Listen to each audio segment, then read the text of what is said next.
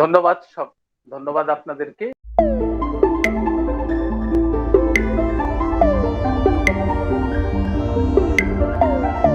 এবং বেশ যারা আজকের এই আলোচনা সভার উদ্যোগ নিয়েছেন, আমাকে আমন্ত্রণ জানিয়েছেন বলার জন্য, তাদের কৃতজ্ঞতা জানাই। আমি সম্মানিত বোধ করছি যে তারা আমাকে আলোচক হিসাবে এখানে আসার সুযোগ করে দিয়েছেন। আমার উপরে যে দায়িত্ব বর্তেছে আজ, সেটা হচ্ছে যে এই সময়ে, যে সময়ের মধ্যে দিয়ে আমরা চলেছি, সেই সময়ে শিশু কিশোর মনের ওপর কি প্রভাব পড়ছে, শিশু কিশোর মন এখন কি অবস্থায় আছে, সে বিষয়ে কথা বলার জন্য। তো আমি এই বিষয়টা নিয়ে বলার আগে আমরা ধরে নিই যে কোন বয়সের ছেলে মেয়েদের নিয়ে আমরা কথা বলবো। আমরা জানি যে রাষ্ট্রসংঘের যে ডিক্লারেশন, সেখানে বলা যেতে পারে যে জন্মের পর থেকে 18 বছর বয়স পর্যন্ত বয়স সীমা হচ্ছে শৈশবের জন্য নির্ধারিত। আমরা এই বয়সটাকেই টার্গেট করতে পারি, কিন্তু এখানে অনেকেই রয়েছেন যারা কলেজের শিক্ষকতার সঙ্গেও যুক্ত। সেক্ষেত্রে 18 পেরোনো ছেলে মেয়ে যারা রয়েছে, তারা কেউ কেউ হয়তো এখনো কলেজের ছাত্রছাত্রী, তাদের সমস্যাও চলে আসতে পারে। আমরা ধরে নিচ্ছি বছর 20 অব্দি আমরা কভার করতে পারবো। এই সময়টাকে ঘিরে একটু কথা বলা দরকার। আগে আমরা জানি যে গত 2020 জানুয়ারি জানুয়ারি মাসের একদম শেষ দিকে প্রথম আমাদের দেশে কোভিড আক্রান্ত একজন মানুষের সন্ধান পাওয়া যায়, যিনি চীন থেকে কেরলে এসে পৌঁছেছিলেন কোভিড আক্রান্ত হয়ে। এরপরে কোভিড নিয়ে আলোচনা শুরু হয়। অল্প বিস্তর খবরের কাগজে লেখা পড়ে আমরা জানতে পারতাম, কিন্তু তখনও পর্যন্ত খুব গুরুত্ব দিয়ে বিষয়টাকে নিয়ে সরকারের তরফ থেকে কোনো উদ্যোগ নেওয়া হচ্ছে এরকমটা চোখে পড়েনি। আমরা দেখলাম যে ওই সময়তে বিভিন্ন অনুষ্ঠান ইত্যাদি সবকিছুই চলছে, ধর্মীয় অনুষ্ঠান চলছে, চলছে সভা সমিতি, রাজনৈতিক অনুষ্ঠান। আমরা জানি যে ওই সময়তেই আমেরিকা থেকে প্রেসিডেন্ট ট্রাম্প সাহেব এলেন, তাকে সংবর্ধনা দেওয়ার অনুষ্ঠান হলো। বড় বড় অনুষ্ঠানগুলো তার মধ্যেই ঘটে চলেছে, কিন্তু আমরা তখনো পর্যন্ত কোভিড যে একটা বড় থ্রেট, সেটা আমরা জানতে পারছি না। শুধুমাত্র একজন রাজনৈতিক নেতা, তিনি কিছু সাবধান বাণী উচ্চারণ করেছিলেন, বিরোধী দলের একজন সদস্য। এছাড়া আলাদা করে আমরা তেমন করে কোভিড সম্পর্কে জানতে পারছিলাম না, ওই অল্প দু একটা আলোচনা ইত্যাদি। তারপরে আমরা দেখলাম 11ই মার্চ ওয়ার্ল্ড হেলথ অর্গানাইজেশন কোভিডকে বিশ্বব্যাপী অতিমারি বা প্যান্ডেমিক হিসাবে ঘোষণা করলো। 11ই মার্চ তারিখটা একটু খেয়াল রাখবেন। আর ঠিক তার দুদিন পর 13ই মার্চ আমরা জানতে পারছি যে আমাদের দেশের যিনি কেন্দ্রীয় সরকারের স্বাস্থ্য সচিব লব আগরওয়াল, তিনি ঘোষণা করছেন বিবৃতি দিয়ে যে আমাদের দেশে কোভিড নিয়ে ভাবনা চিন্তা করার সময় এখনো আসেনি, এটাকে নিয়ে এত ভাবার কোনো, গুরুত্ব দেওয়ার কোনো প্রয়োজন নেই। এটা হচ্ছে 13ই মার্চ। আর তার ঠিক 10 দিনের মধ্যেই ঘটে গেল পরপর কতগুলো ঘটনা। প্রথম আমরা দেখলাম যে হঠাৎ করে ঘোষণা করা হলো জনতা কারফিউ। তারপরে দুদিনের মাথায় সর্বাত্মক লকডাউন, মাত্র কয়েক ঘন্টার নোটিশে। এবং সেই লকডাউনে আমরা জানি যে প্রথম দিকে বলা হয়েছিল যে মহাভারতের যুদ্ধ চলেছিল 18 দিন, আর কোভিডের বিরুদ্ধে আমাদের যুদ্ধ 21 দিনের। 21 দিনের মধ্যে কোভিডের যে সংক্রমণের শৃঙ্খল, সেটা ভেঙে যাবে, আমরা কোভিডের সঙ্গে লড়াইয়ে জয়যুক্ত হব। তারপর আবার সব স্বাভাবিক হয়ে যাবে। আমাদের অভিজ্ঞতা অন্যরকম হলো। আমরা দেখলাম যে এই সময়ে, এই সর্বাত্মক লকডাউনের পর্বে প্রথমে ওই 18 দিনের গল্প, 21 দিনের গল্প, তারপরে সেটা ক্রমশ বাড়তে থাকলো। যে সময়ে আনলক শুরু হলো সেই সময়তে বলা যেতে পারে আমাদের দেশে সংক্রমণ সর্বোচ্চ সীমায় পৌঁছেছে। এরকম একটা সময়তে আনলক প্রসেস শুরু হলো। লকডাউন থেকে আনলক, সংক্রমণ আদৌ কমেনি, বরং বহুগুণ বেড়ে গেছে। এইটা বোঝা গেল যে, এবং বিশেষজ্ঞরাও বিভিন্ন ধরনের কথা তারা সংবাদ মাধ্যমে বলতে শুরু করলেন। খবরের কাগজে লেখা শুরু হলো, টেলিভিশনে আলোচনা শুরু হলো। বিখ্যাত সব ডাক্তারবাবুরা, অনেকেই কর্পোরেট হাসপাতাল আলো করে থাকেন, এমন ডাক্তারবাবুরা এসে বলতে শুরু করলেন। এবং তারা যত আলোচনা করলেন তাতে বিজ্ঞানের তথ্য হয়তো ছিল, কিন্তু তারা ভয়ের যে তথ্য, সেই তথ্যগুলোকেই আমাদের সামনে বড় করে দেখালেন। আর আমরা যত দেখলাম তত আতঙ্কিত হলাম। আর যত আতঙ্কিত হলাম তত আমাদের আচরণ বদলালো। আমাদের মধ্যে এমনিতেই উদ্বেগ, উৎকণ্ঠা, ভয় ছিলই, কারোর কারোর মধ্যে বিষণ্ণতার সমস্যাও ছিল। তার সঙ্গে আমাদের যোগ হলো এই আতঙ্ক থেকে অদ্ভুত ধরনের এক আত্মকেন্দ্রিকতা, অদ্ভুত ধরনের স্বার্থপরতা, অন্যকে সন্দেহ করা, এইসব। কোভিডের ওই পর্বটা আপনারা যদি একটু মনে করে দেখেন, সেই পর্বের মধ্যে দিয়ে যেতে যেতে আজ যে জায়গায় এসে দাঁড়িয়েছি, এই পুরো জার্নিতে, পুরো যাত্রায় আমরা দেখতে পেলাম যে মানসিক স্বাস্থ্যের উপর এর প্রবল প্রভাব পড়লো, আমাদের মনের উপর, মানসিক স্বাস্থ্যের উপর, আমাদের সমাজের উপর। আমি সেই জায়গাটাকে ধরে এবার বলার চেষ্টা করি। মূলত আমাদের আলোচনার বিষয় কম বয়সীরা, তাদের মনের উপর ঠিক কি ধরনের প্রভাব পড়লো সেটাকে নিয়ে আমি একটু বলার চেষ্টা করি। আমরা দেখলাম যে এই সময়টায় তারা ঘরবন্দি হয়ে গেল।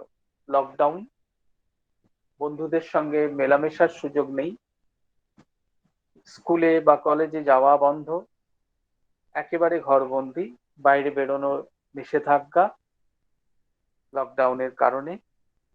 তার ফলে মেলামেশার সমস্ত ক্ষেত্রগুলো সবটাই ওই অনলাইন। প্রথম দিকে অনলাইন ছিল না পড়াশোনা, পরের দিকে অনলাইন পড়াশোনার নিদান দেওয়া হলো, আমরা সেটাও জানি।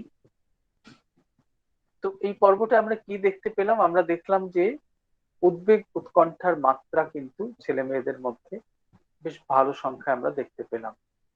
কিভাবে দেখতে পেলাম?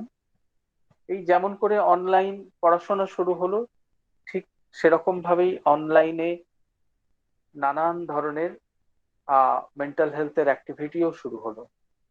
কাউন্সেলিং ইত্যাদি, চিকিৎসা, এইসবও অনলাইনের মাধ্যমে চলতে শুরু করলো। বিভিন্ন জায়গায় বিভিন্ন সমীক্ষা হতে শুরু করলো। আমাদের পাশের দেশ বাংলাদেশে একটা খুব বিস্তারিত সমীক্ষা হলো এই বিষয় নিয়ে। আরো বহু জায়গাতে, ইতালিতে সমীক্ষা হলো, ইউরোপের দেশগুলোতে সমীক্ষা হলো। আমরা কতগুলো তথ্য পেলাম সেখান থেকে। সেই তথ্যগুলোর মধ্যে একটা হচ্ছে যে উদ্বেগ, উৎকণ্ঠা বা অ্যাংজাইটি রিলেটেড ডিসঅর্ডার্স যেগুলো, সেইগুলো এই কোভিড পর্বে অনেকটা বাড়লো। আমরা আরো তথ্য পেলাম, বিষণ্ণতা, ডিপ্রেশন প্রায় দ্বিগুণের বেশি বাড়লো, দুগুণের বেশি বেড়ে গেল বিষণ্ণতা। তৃতীয় আমরা যেটা লক্ষ্য করলাম সেটা হচ্ছে যে লাইফস্টাইল চেঞ্জ হলো, অর্থাৎ জীবন যাপনের ধরনে পরিবর্তন ঘটে গেল। সেই পরিবর্তনগুলো নিয়ে আমরা আসব। আমি শুরু করি উদ্বেগ, উৎকণ্ঠার যে সমস্যাগুলো আমরা দেখতে পেলাম সেইগুলো নিয়ে। প্রথম যে জায়গাটা, সেটা হচ্ছে যে কোভিড, এই যে অসুখ, এই অসুখটা কিভাবে হচ্ছে, কিভাবে ছড়াচ্ছে, আমাকে ধরবে না তো? আমি আক্রান্ত হব না তো? যদি আমি কোভিডে আক্রান্ত হই,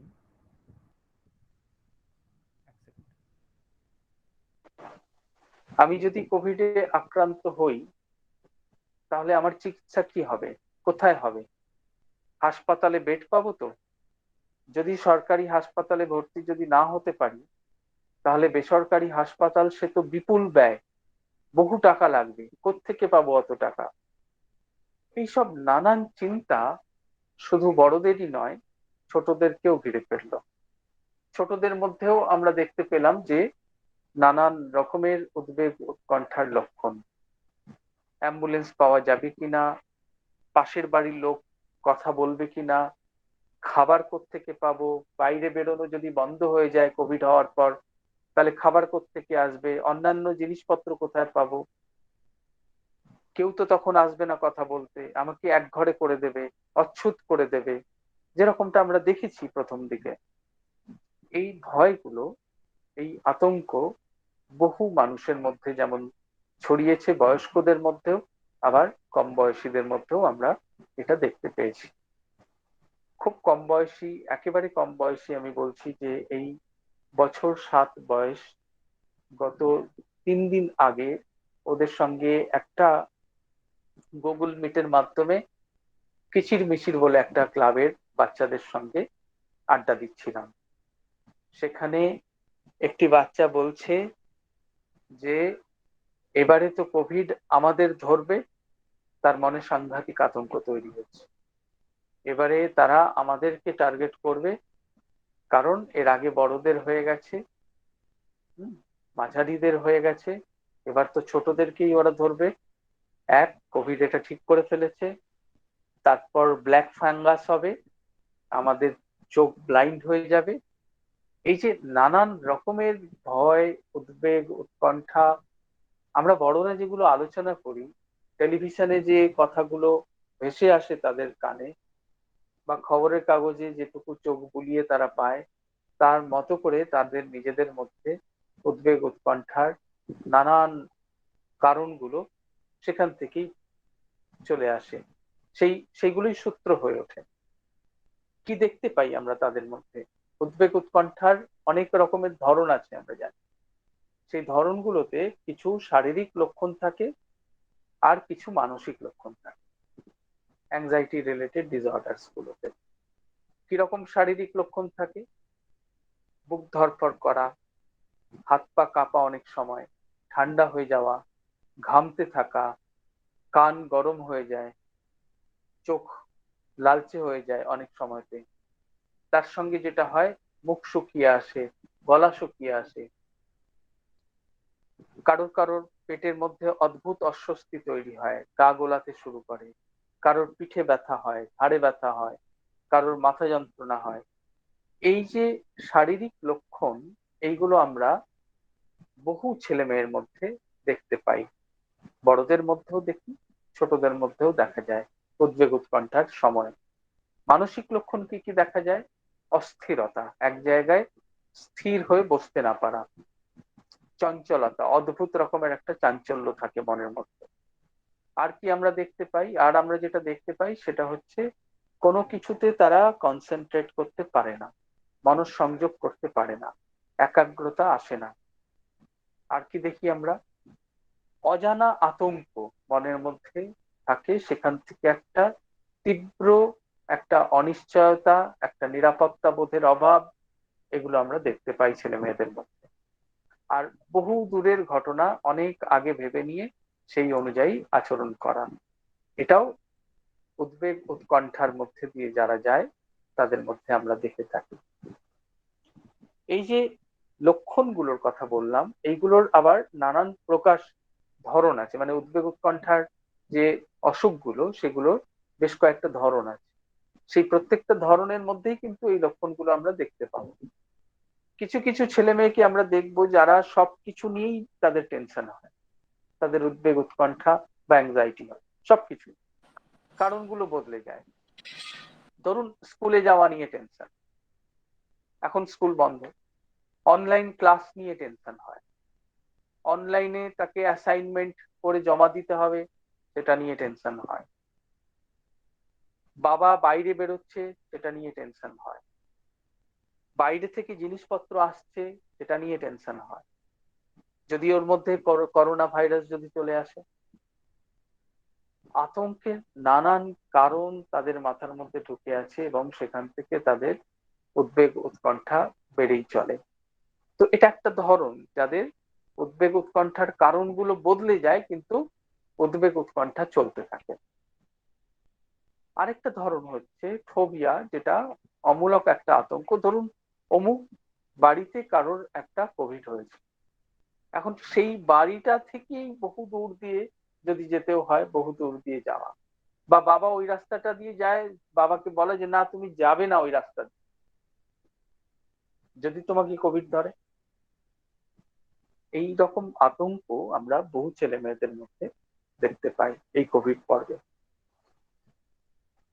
আমরা আরেক ধরনের সমস্যা দেখতে পাচ্ছি, যেটা আপনারা নিশ্চয়ই শুনেছেন, যে এই কোভিড এর শুরু থেকে আমরা যখনই কারোকে ফোন করতে যাই তখনই আমাদের শুনতে হয় কোভিড সতর্কতার বাণী। বাংলাতে, হিন্দিতে, ইংরেজিতে, তিনটে ভাষাতেই দেওয়া হয়। এই সতর্কতা বাণীতে মূল কথাগুলো কি? মাস্ক পরুন ঠিক মতো করে, দ্বিতীয় হচ্ছে 6 ফুটের দূরত্ব বজায় রাখুন, 2 গজ কি দূরি, আর তার সঙ্গে থাকে বারবার হাত ধোন। এই যে বারে বারে হাত ধোন, এইটার মানেটা কি? ধরুন আমি ঘরের মধ্যে বসে আছি চুপ করে, আমি বারে বারে উঠে গিয়ে হাত ধোবো? এইটা কি খুব বিজ্ঞানসম্মত ধারণা?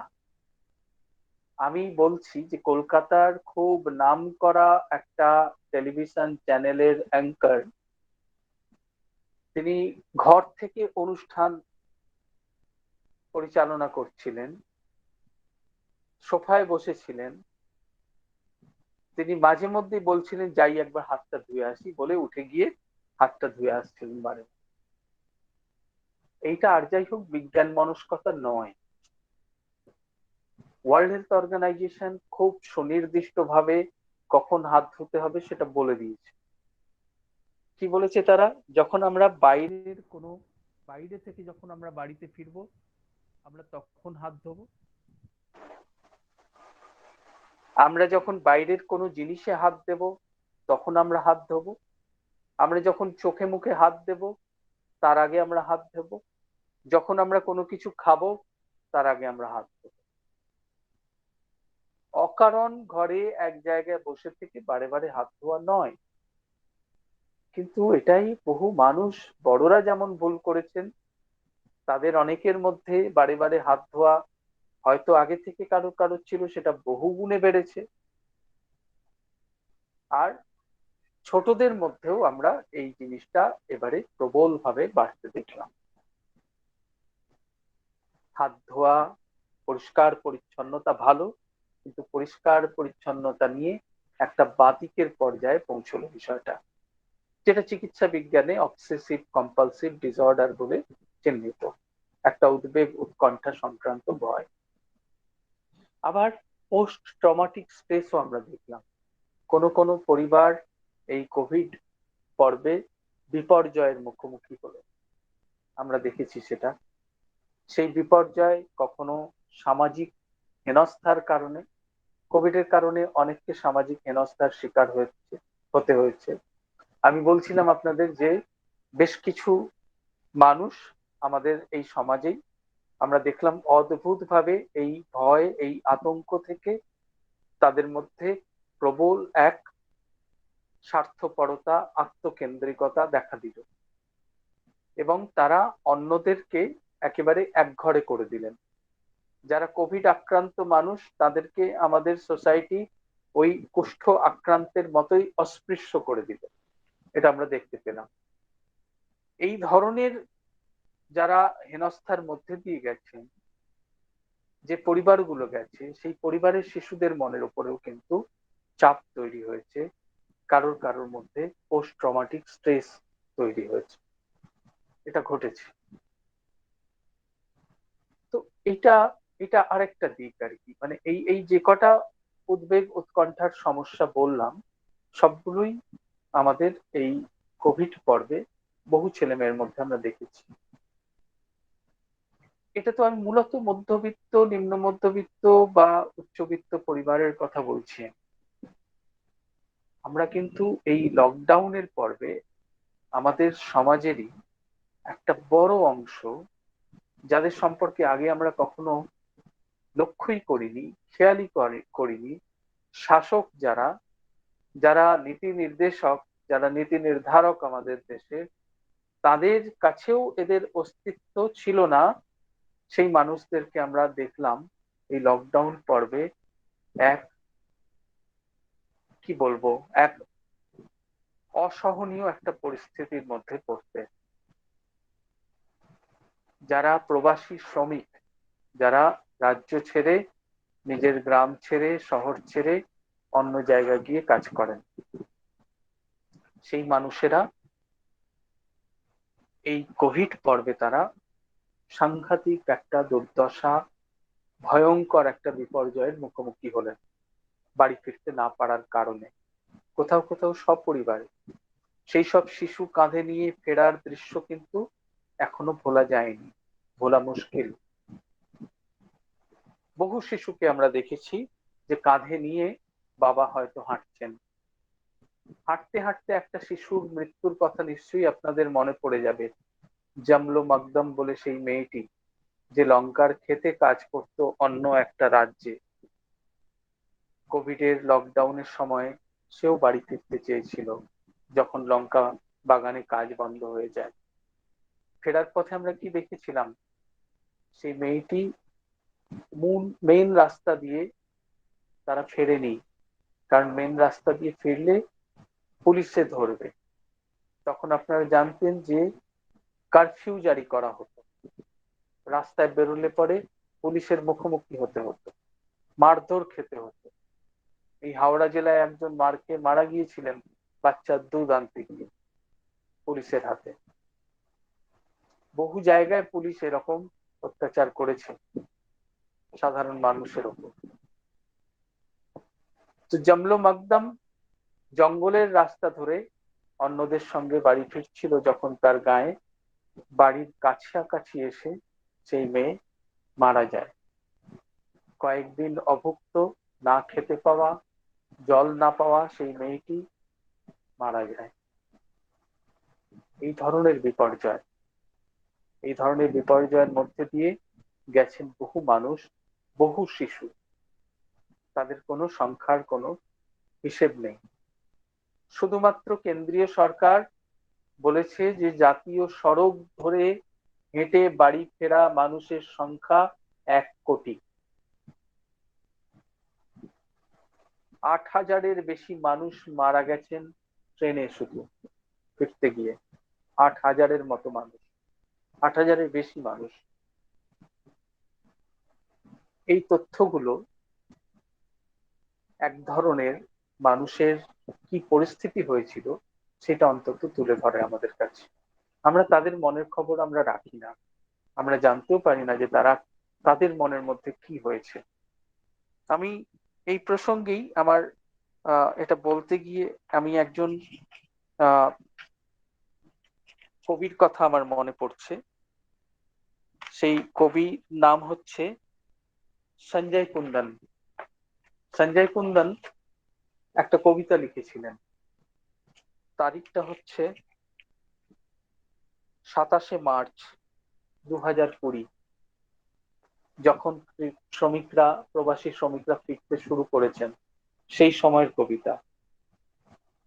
ফিরে যাচ্ছি, যেমন করে এসেছিলাম ফিরে যাচ্ছি সেভাবেই।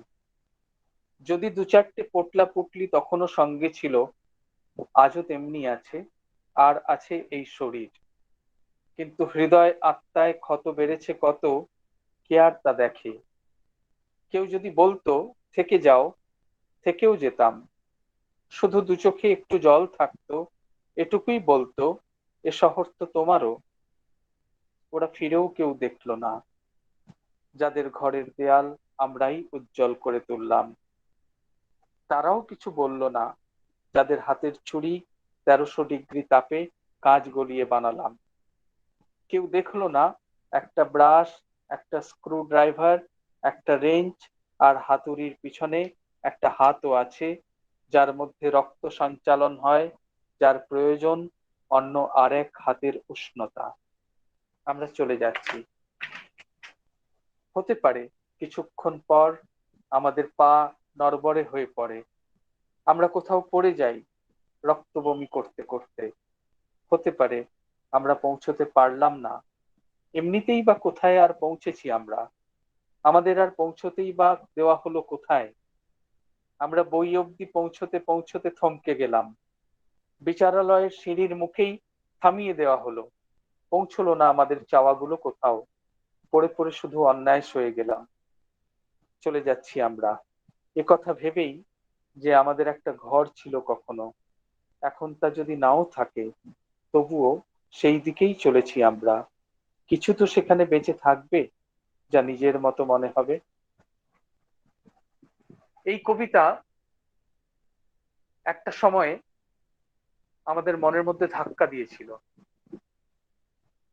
কত যন্ত্রণা থেকে লেখা, শিশুদের মনের উপর কি প্রভাব পড়েছে তাদের আমরা জানি না। আমরা শুধু আমাদের গণ্ডির মধ্যে থাকা শিশুদের কথাই বলতে পারি। বিষণ্ণতায় আক্রান্ত হতে দেখলাম বহু শিশুকে। বিষণ্ণতা কি রকম? মন খারাপ তো আপনাদেরও হয়। কি হয় মন খারাপে? আমাদের প্রত্যেকেরই হয়। মন খারাপের মধ্যে দিয়ে আমরা সবাই যাই। মন খারাপ হলে কিছু ভালো লাগে না, কিছু করতে ইচ্ছে করে না, কারোর সঙ্গে কথাও বলতে ইচ্ছে করে না, বেশি আলো ভালো লাগে না, বেশি শব্দ সহ্য হয় না, এগুলোই তো। আবার মন খারাপ ঠিক হয়ে যায়। কিন্তু কারোর কারোর মন খারাপের তীব্রতা অনেক বেশি থাকে, ব্যাপ্তি অনেক বেশি থাকে, অনেক দিন ধরে চলে। কি থাকে মন খারাপে? সেই মন খারাপে যেগুলো বললাম, কিছু ভালো না লাগা, কারোর সঙ্গে কথা বলতে ইচ্ছে না করা, এগুলো তো থাকেই। তার সঙ্গে বিরক্তি থাকে, রাগ থাকে, হতাশা থাকে, অসহায়তা থাকে, একাকিত্ব থাকে। আর কি থাকে? আর থাকে নেতিবাচক কিছু চিন্তা মনের মধ্যে। জীবনটা ব্যর্থ হয়ে গেল, কিছুই হলো না, সম্পূর্ণ একা, কেউ পাশে নেই, কেউ বোঝে না, সামনেটাও অন্ধকার, কি হবে? সেখান থেকেই অনেকের মনে চলে যাওয়ার ভাবনাও চলে আসে। এই লকডাউন পর্বে আমরা বেশ কিছু আত্মহননের ঘটনা শুনেছি, শিশুদের মধ্যেও শুনেছি। বাবা ফোন কিনে দিতে পারেননি, সেই ধাক্কায় ছেলেটি আত্মহত্যা করেছে, এই খবরটা আমরা পেয়েছি। তো এই পর্বে আমরা বিষণ্ণতা দেখলাম। বিষণ্ণতাতে আরো যেগুলো আমরা দেখেছি, ঘুম মাঝরাতে বা ভোর রাতে ভেঙে যায়, খিদে হয় একেবারে চলে যায়, কিংবা সারাক্ষণ খেতে ইচ্ছে করে। বিষণ্ণতার এটা একটা ধরন। এই বিষণ্ণতায় আক্রান্ত শিশু প্রচুর এই কোভিড এর পর্বে। বিভিন্ন সমীক্ষা যে কটা দেশে হয়েছে মানসিক স্বাস্থ্য নিয়ে, বিশেষ করে শিশুদের মানসিক স্বাস্থ্য নিয়ে, সেখানে বিষণ্ণতা দ্বিগুণেরও বেশি। আগে যা ছিল তার থেকে দ্বিগুণেরও বেশি বিষণ্ণতা পাওয়া গেছে। এটা ভাববার বিষয় আমাদের। আর শিশুদের ক্ষেত্রে যেটা হয় যে তারা তো বলতে পারে না আমার মন ভালো নেই, আমার ভালো লাগছে না কিছু। তাদের অনেকেই বিষণ্ণতাকে প্রকাশ করতে পারে না ঠিক মতো। তাদের বিষণ্ণতার প্রকাশ অনেক সময়তে রাগ, ঔদ্ধত্য, অন্যদের সঙ্গে চূড়ান্ত অভব্যতা, এই আচরণগুলোর মধ্যে দিয়ে প্রকাশ পায়। আমরা সেগুলোকে মনে করি ইচ্ছাকৃত বদমাইশি ইত্যাদি, কিন্তু আমরা গভীরে গিয়ে দেখি না যে কেন এই আচরণ সেই ছেলেটি বা মেয়েটি করছে। এই সমস্যা আমরা দেখতে পাই। বিষণ্ণতা বেড়েছে, আমাদের ভাববার বিষয়। কারণ আমরা জানি যে যত আত্মহননের ঘটনা ঘটে, সেই আত্মহননের ঘটনায় বিষণ্ণতার একটা ভূমিকা থাকে। আমরা যদি বিষণ্ণতার লক্ষণগুলোকে আরেকটু সংবেদনশীলতার সঙ্গে চিনতে পারি, বুঝতে পারি যে কেন একটি ছেলে, উৎফুল্ল ছেলে, প্রাণবন্ত ছেলে হঠাৎ চুপ করে যাচ্ছে, কারোর সঙ্গে কথা বলছে না, কেন মেয়েটার মুখ থমথমে হয়ে যাচ্ছে, কেন একজন অসম্ভব উদ্ধত আচরণ করতে শুরু করছে, বিষণ্ণতা নয় তো? এটা আমাদের একটু খতিয়ে দেখা দরকার। আমরা আমাদের ছেলে মেয়েদের কখনো জিজ্ঞেস করি না, আরে তোর মন কেমন আছে? এটা আমাদের অভ্যাসে নেই, কিন্তু এই অভ্যাসটা রপ্ত করা জরুরি যদি সত্যি ছেলে মেয়েদের মন নিয়ে আমরা গুরুত্ব দিয়ে ভাবতে চাই। তাহলে এই ভাবনাটা আমাদের জরুরি। এই উদ্বেগ, উৎকণ্ঠা বা বিষণ্ণতা, এই সমস্যাগুলো তো আমরা দেখতে পেয়েছি এই পর্বে ছেলে মেয়েদের মধ্যে।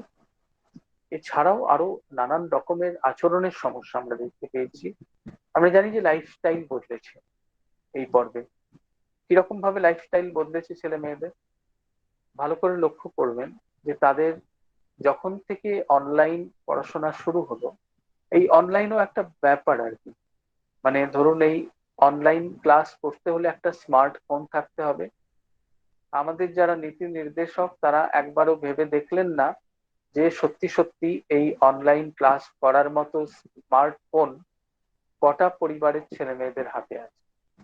এটা কিন্তু তারা ভেবে দেখেন। সাকুল্যে 30% পরিবারে হাতে স্মার্টফোন আছে, বাদ বাকিদের হাতে নেই। এটা সরকারি তথ্যই,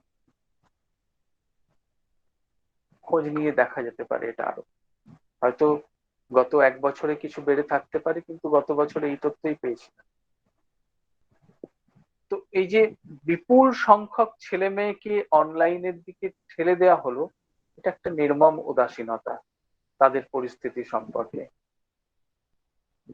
এটা ভেবে দেখা দরকার ছিল।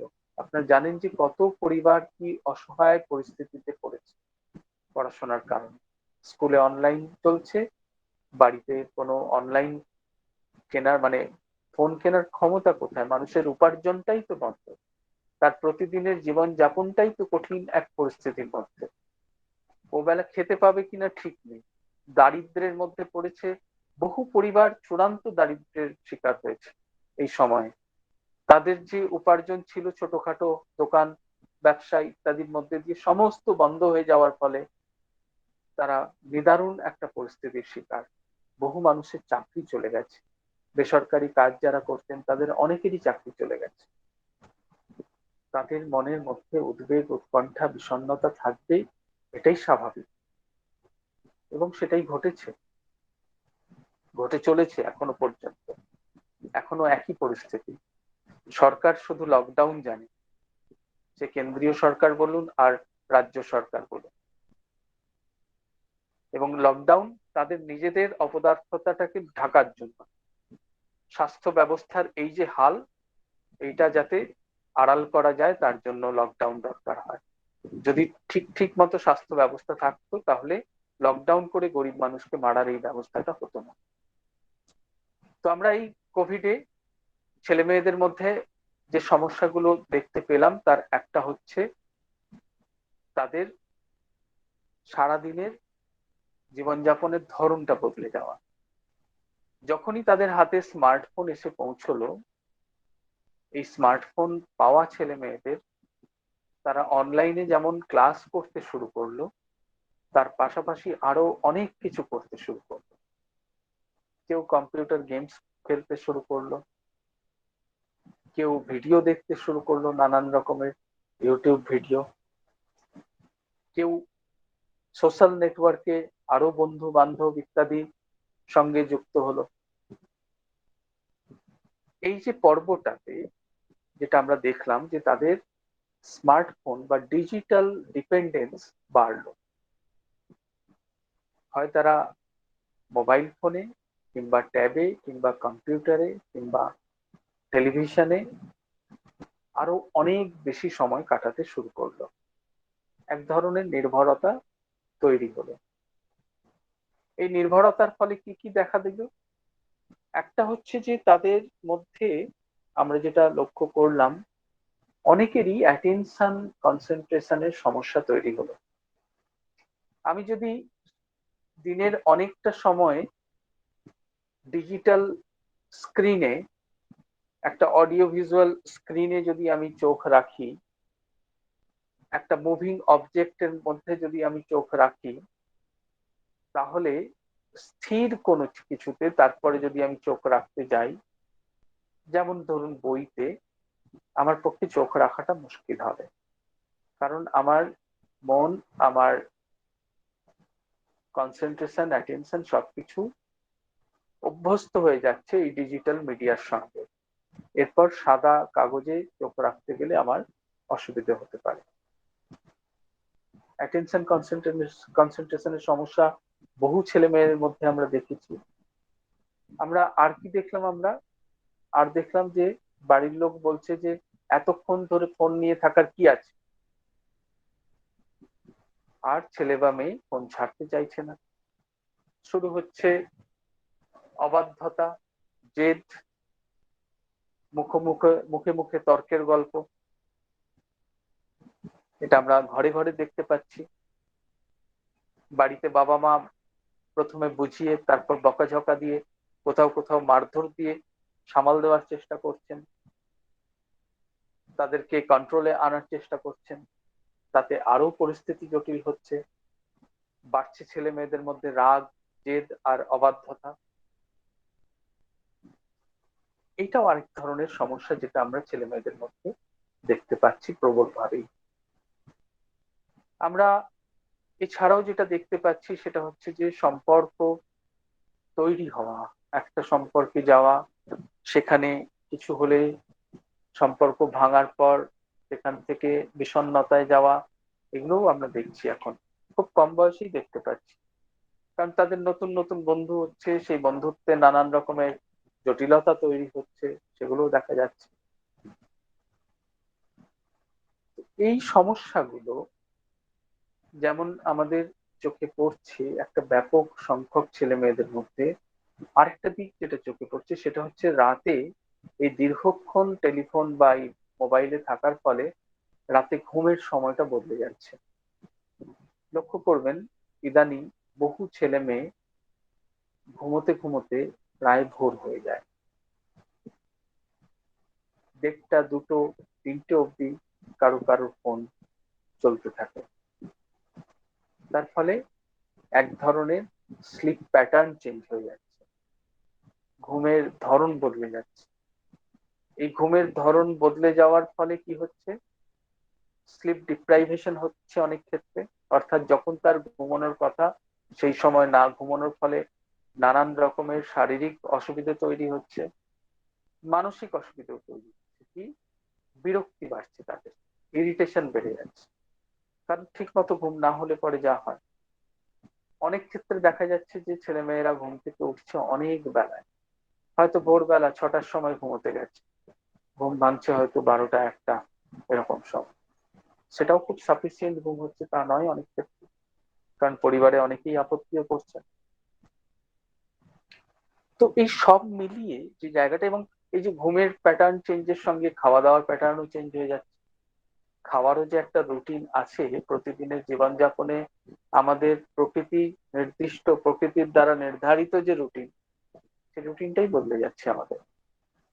খাবার সময়ের কোনো ঠিক থাকছে না, এবং তার ফলে নানান শারীরিক অসুবিধা দেখা দিচ্ছে। এই সব মিলিয়ে আমরা দেখতে পাচ্ছি যে আহ এই কোভিড এবং লকডাউন, এই সবটা মিলিয়ে ছেলে মেয়েদের মন ভালো নেই, মনের ওপর নানান প্রভাব পড়ছে।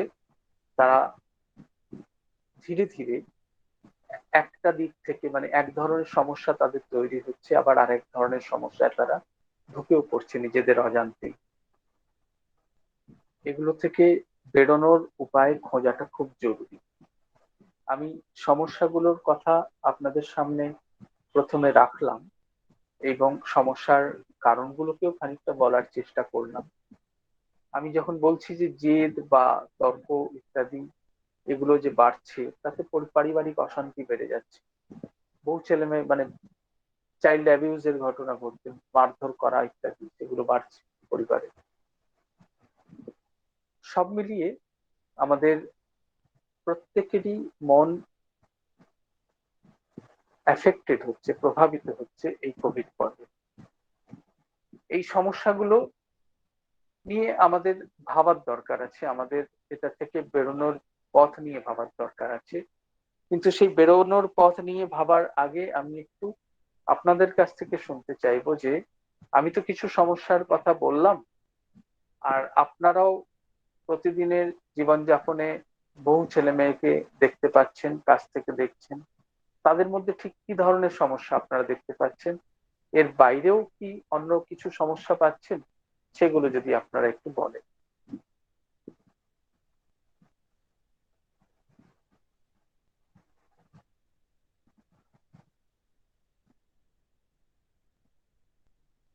সবাই চুপ করে থাকলে হবে না, এটা একতরফা বলে গেলে পরে আমি যা বলবো সেটা শুনবেন, কিছুক্ষণ মনে থাকবে, তারপর আবার সেটা হারিয়ে যাবে।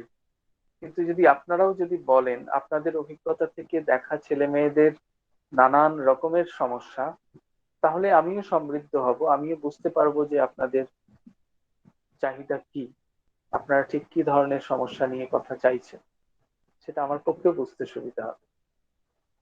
একটু বলুন অনুগ্রহ করে।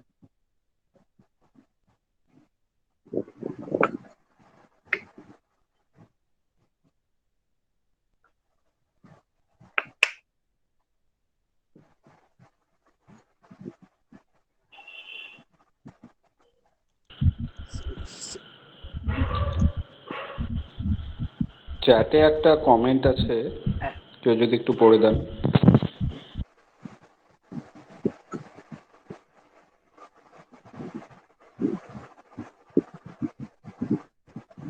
হ্যালো। হুম, হ্যালো। বলুন প্লিজ। হ্যাঁ, ওই হ্যাঁ, শুনতে পাচ্ছি, কোশ্চেনটা বলুন। বলবো। একজন করেছেন, উনি বলেছেন লকডাউনের ফলে অনেকেই বিভিন্ন হ্যাঁ, ধরনের লকডাউনের সমস্যার ফলে সম্মুখীন। অনেকেই, হ্যাঁ, বিভিন্ন বিশেষ ধরনের করে সমস্যার সম্মুখীন দরিদ্র হচ্ছে। মানুষের। হ্যাঁ, হ্যাঁ, কিন্তু করোনাকে নিয়ন্ত্রণ করার বিকল্প রাস্তা কি আছে তাই জানতে চাইছেন। দেখুন, একটা কথা বলি আর কি, সেটা হচ্ছে যে করোনা নিয়ন্ত্রণ এটা একটা একদম আলাদা একটা বিষয় আলোচনার ক্ষেত্রে। মানে আপনি, মানে খুব সংক্ষেপে যদি দু একটা কথায় বলতে বলেন আমাকে, আমি বলবো যে আমাদের আহ জনস্বাস্থ্য বলে একটা কথা আছে, আর দ্বিতীয় আরেকটা কথা আছে, সেটা হচ্ছে বিপর্যয় মোকাবিলা। কেমন? কোভিড একটা বিপর্যয়, এবং প্রত্যেকটা বিপর্যয় মোকাবিলার জন্য আগে থেকে প্রস্তুতি থাকার কথা। কোভিড সম্পর্কে আগে থেকে যথেষ্ট তথ্য এসেছিল, তারপরেও যে উদ্যোগের দরকার ছিল, যে প্রস্তুতির দরকার ছিল, সেটা আমাদের কোনো সরকারই করেননি। এটা এক। দ্বিতীয় হচ্ছে যে আমাদের দেশে মোট বাজেটের খুব অল্প একটা অংশ স্বাস্থ্য খাতে ব্যয় হয়, মাত্র 1.28% ছিল গতবারে। তারপরে শেষ এই কোভিড পর্বে বাজেটে একটু বাড়ানো হয়, 2.5 মতো করা হয়, তারপর সেখান থেকে আবার বিপুল অংশটা ভ্যাকসিনে জুড়ে দেওয়া হয়।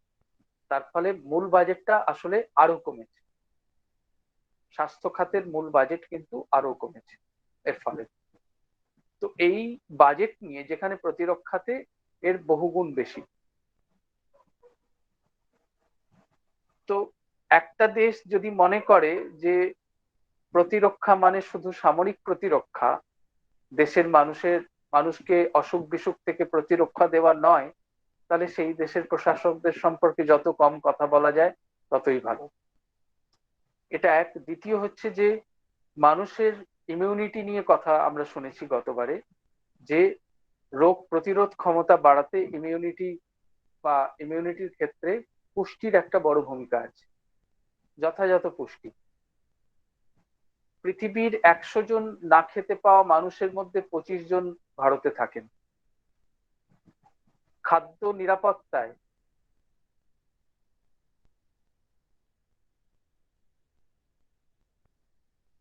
আপনার এটা মিউট হয়ে গেছে স্যার। স্যার আপনার সরি সরি, অডিওটা মিউট হয়ে গেছে। এক সেকেন্ড।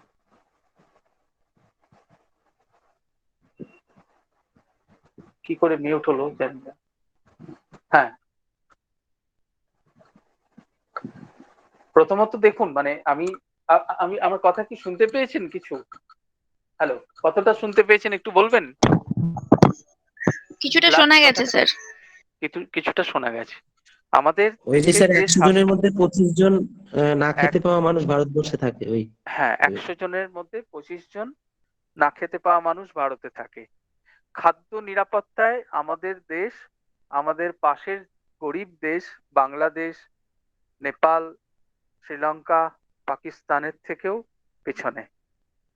তো এই যে তথ্যগুলো, মানে ধরুন এই তথ্যগুলো বলার উদ্দেশ্য হচ্ছে যে আমরা এগুলো নিয়ে কখনো কথা বলি না। আমাদের কাছে যারা ভোট চাইতে আসেন তাদেরকে কখনো আমরা জিজ্ঞেস করি না যে এইগুলোর কি হবে।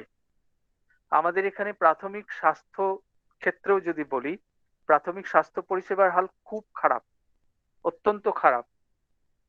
সব সরকারি বলে যে অমুক বীমা তমুক বীমা করছি, কিন্তু বেসিক হেলথ কেয়ার ফেসিলিটি কেন থাকবে না?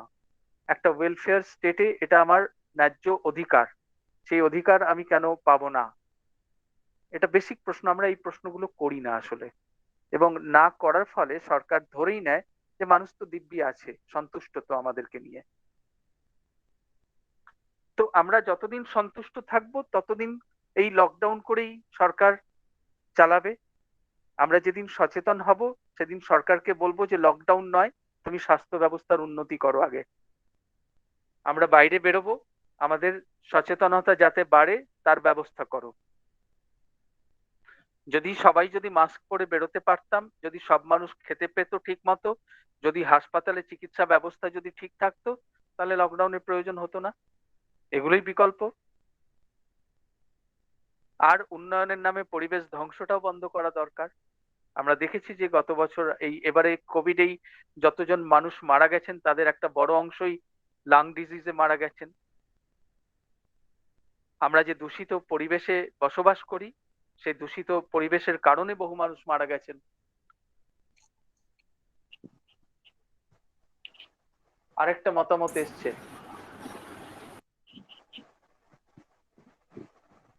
হ্যাঁ, স্যার এই আরেকটা সমস্যা সরকার জানলে সঠিক বা সক্রিয় পদক্ষেপ নিচ্ছে না, কারণ সরকার জানে গরিব যত গরিব থাকবে, গরিবের ভালো করিয়ে দেওয়ার নামে ভোট চাওয়া যাবে।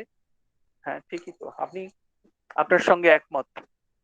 গরিবকে গরিব করে রাখাটা, এটা সমস্ত রাজনৈতিক দলেরই বোধহয় কোথাও একটা এজেন্ডা, অলিখিত, যেটা সামনে আসে না কখনোই।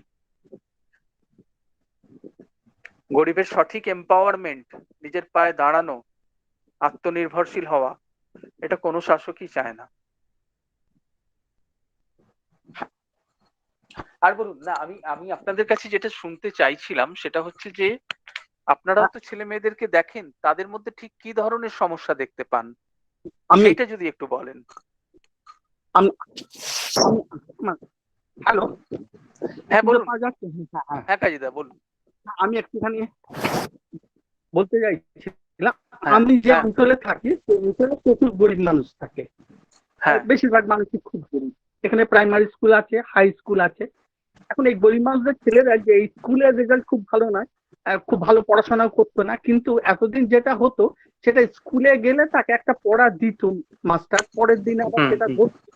তার ফলে বাড়িতে এসে তাকে একবার পড়তে বসতে হতো, কারণ পরের দিন আবার স্কুলে গেলে সেই পড়াটাই ভালো করতে চাইবে।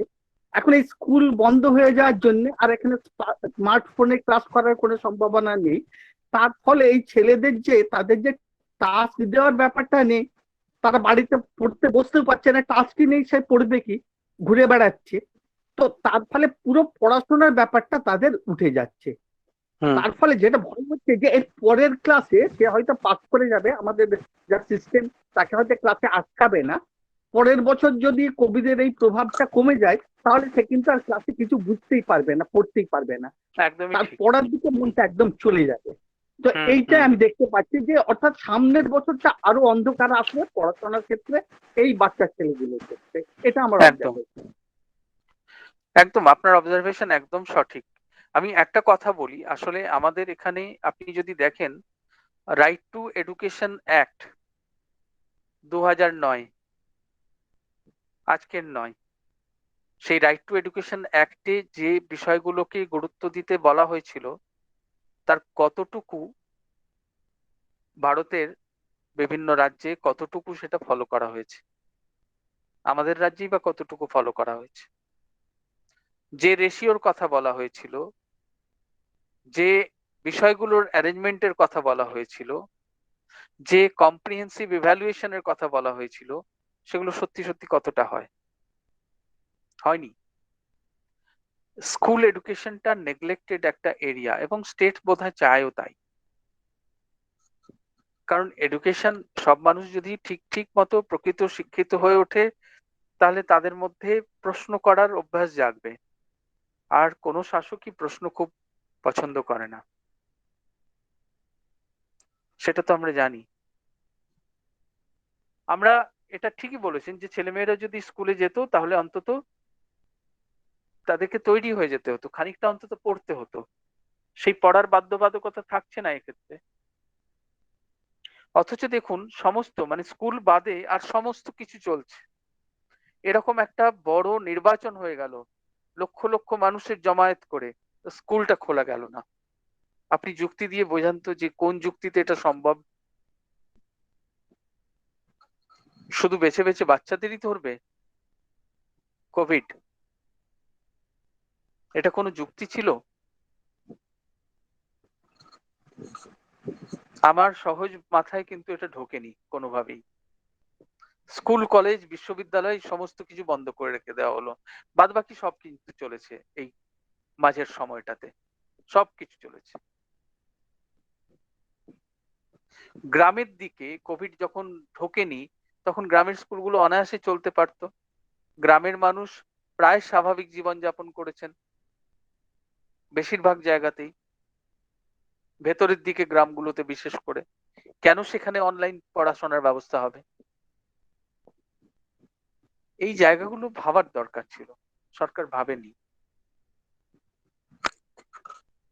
কিন্তু ছেলে মেয়েদের সমস্যা নিয়ে কি হবে? আপনারা কিছু বলুন, কোন সমস্যা আপনারা দেখেন না ছেলে মেয়েদের মধ্যে? ছেলে মেয়েদের কথা কি বলবো, হ্যালো। আমাদের নিজেদের মধ্যেই তো অনেক প্রবলেম। বেশ তো, এটা এটা ঠিক কথা বলেছে। বলুন একটু বলুন, শুনি। আমি এই তো অনলাইনে যে এক্সাম হচ্ছে, যে ব্যাপারটা, তো আমাদের এখানে তো প্রচুর নেটওয়ার্কের সমস্যা। সম্ভবত একদম ঠিক। ভালো করে একদম নেটওয়ার্কের সমস্যা, আমরা ঠিক মতো করতেও পারি না। ক্লাস করি কিন্তু ক্লাসে দেখা যাচ্ছে শোনা যাচ্ছে না, কোনো সময় কেটে কেটে আসছে, আবার কোনো সময় হচ্ছে না।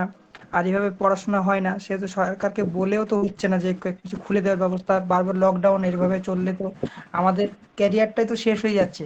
তো অন্য জনের কথা কি বলা, ছোট ভাই ওরা তো বুঝবেই না, ওরা তো আপনি কি করেন? মানে আপনি কি করেন? আমি দাদা এখন গ্র্যাজুয়েশন কমপ্লিট হবে আমার এই বছর। আচ্ছা আচ্ছা আচ্ছা আচ্ছা, তার মানে আপনাকেও সব অনলাইনেই ক্লাস করতে হলো, তাই তো? হ্যাঁ, অনলাইনে পুরো ক্লাস করতে হচ্ছে। বুঝতে পারছি, বুঝতে পারছি। তো এইটা তো একটা সত্যি একটা বড় সমস্যার জায়গা এখন। আহ এই অনলাইনে অ্যাটেনশন ধরে রাখা মানে দীর্ঘক্ষণ, সেটাও বেশ কঠিন কাজ, খুব সহজ কাজ নয়। এখানে একজন প্রশ্ন করেছেন, how to concentrate in online classes and focus on it. এটা একেবারেই অভ্যাসের বিষয়। হ্যাঁ, মানে একদম। ধরুন, আমরা বইতে যেভাবে আমরা কনসেন্ট্রেট করতে পারি সেইভাবে অনলাইন ক্লাসেও সারাক্ষণ কনসেন্ট্রেট করে পড়াটা মানে খুব দীর্ঘক্ষণ ধরে, এটা বেশ মুশকিলের, বেশ অসুবিধাজনক এটা। আরেকটা প্রশ্ন এসছে, বাচ্চারা অনলাইন ক্লাসের জন্য মোবাইল দাবি করছে, কিছুক্ষণ অনলাইন ক্লাসের পর তারা বহু সময় ধরে অনলাইন গেমে আসক্ত হয়ে পড়ছে। সরকারি স্কুলে তো অনলাইন ক্লাসও নেওয়া হয় না, সেক্ষেত্রে তাদের পড়াশোনার ক্ষতি হচ্ছে। তাদেরকে বোঝানোর পরেও তারা গেম খেলা থেকে বিরত থাকতে পারছে না। এই ক্ষেত্রে তাদেরকে গল্পের বই পড়ার জন্য আমরা উৎসাহিত করতে পারি, কিন্তু এটার প্রতিও তাদের অনীহা। আমার তো মনেই হয়েছিল যে এই কোভিড সিচুয়েশনে লাইব্রেরি গুলো খুলে দেওয়া হোক। বাচ্চারা যদি লাইব্রেরিতে গিয়ে গল্প বই পড়া যদি অভ্যাস করতো, সেটাও কিন্তু কাজের হতো, খুব জরুরি ছিল সেটা। এখন যেটা হয় বলি আপনাদের, যে এই অনলাইন গেমসে কি হয়, digital screen, fast moving object. ওরা মূলত যে গেমস গুলো পছন্দ করে সেগুলো হচ্ছে দ্রুত গতির, হয় সেগুলো ফায়ারিং কিংবা ফাইটিং কিংবা আপনার দ্রুত গতির কোনো যানবাহন চালানো, রাইডিং। তো এইগুলোতে তারা মূলত অভ্যস্ত। এবার এইটাতে যদি অভ্যস্ত হয় তাহলে কি হবে, মানে সে স্ক্রিনে সবসময় তো একটা ফাস্ট মুভিং অবজেক্ট দেখছে, দ্রুত গতির একটা জিনিস দেখছে। তো তার মনটা এইটাতেই কন্ডিশনড হয়ে যাচ্ছে, অভ্যস্ত হয়ে যাচ্ছে, তার অ্যাটেনশনটা ওইটাতেই অভ্যস্ত হয়ে যাচ্ছে। এবারে সে যখন স্থির কোনো কিছুতে চোখ রাখবে সে বোর ফিল করবে, তার পড়তে ইচ্ছে করবে না। হচ্ছে এটা, বহু ছেলে মেয়ে এই পরিস্থিতির শিকার। এখন দেখুন, অ্যাটেনশন বাড়ানোর জন্য এমনিতে আমরা যেটা বলি সাধারণত যে একটু ব্রিদিং এক্সারসাইজ, মানে গভীর শ্বাসের ব্যায়াম, রামদেব হওয়ার দরকার নেই। চেয়ারে বসে সোজা হয়ে ধীরে ধীরে দুটো নাক দিয়ে গভীর শ্বাস নেওয়া আর মুখ দিয়ে ধীরে ধীরে ছাড়া, এটা যদি মিনিট 5 করে সকাল বিকেল অভ্যাস করা যায় তাহলে অ্যাটেনশন স্প্যান, কনসেন্ট্রেশন, রিটেনশন এগুলো খানিকটা বাড়ে, অ্যাংজাইটিও কমে এতে। এইটা অন্তত ছেলে মেয়েদেরকে শেখানো যেতে পারে। স্যার আমার একটা হ্যাঁ হ্যালো, বলুন। আমার একটা প্রশ্ন বলুন। ছিল। হ্যাঁ হ্যাঁ নিশ্চয়ই বলুন। আমি যেটা বলছিলাম, যেটা লক্ষ্য করলাম, যেটা বিশেষ করে যারা 10 কিংবা 12 এর যারা স্টুডেন্ট, যারা মানে ফাইনাল ইয়ার স্টুডেন্ট ছিল, বিশেষ করে 12 যারা 10+2 এর ছিল, তো তারা যেহেতু বিনা পরীক্ষায় পাস করে গেল, আর এই কোভিড চলাকালীন যারা সায়েন্সের স্টুডেন্ট ছিল কিংবা আরো অন্যান্য স্ট্রিমের যারা স্টুডেন্ট ছিল, তাদের প্র্যাকটিক্যাল কিংবা কোনো রকমের সেইভাবে ক্লাস হয়ে ওঠেনি। হলো না, হ্যাঁ। আর আমরা সেভাবে যদি দেখতে যাই, বেশিরভাগ স্টুডেন্টরাই গ্রাম থেকে মানে আসে, তো তারা সেভাবে ক্লাস করতে পারেনি। কিন্তু আমি যে তাদের মানসিক ভারসাম্যের কথাটা এখন যেভাবে ভাবছি, আগামী দিনে আরো খারাপ হতে পারে।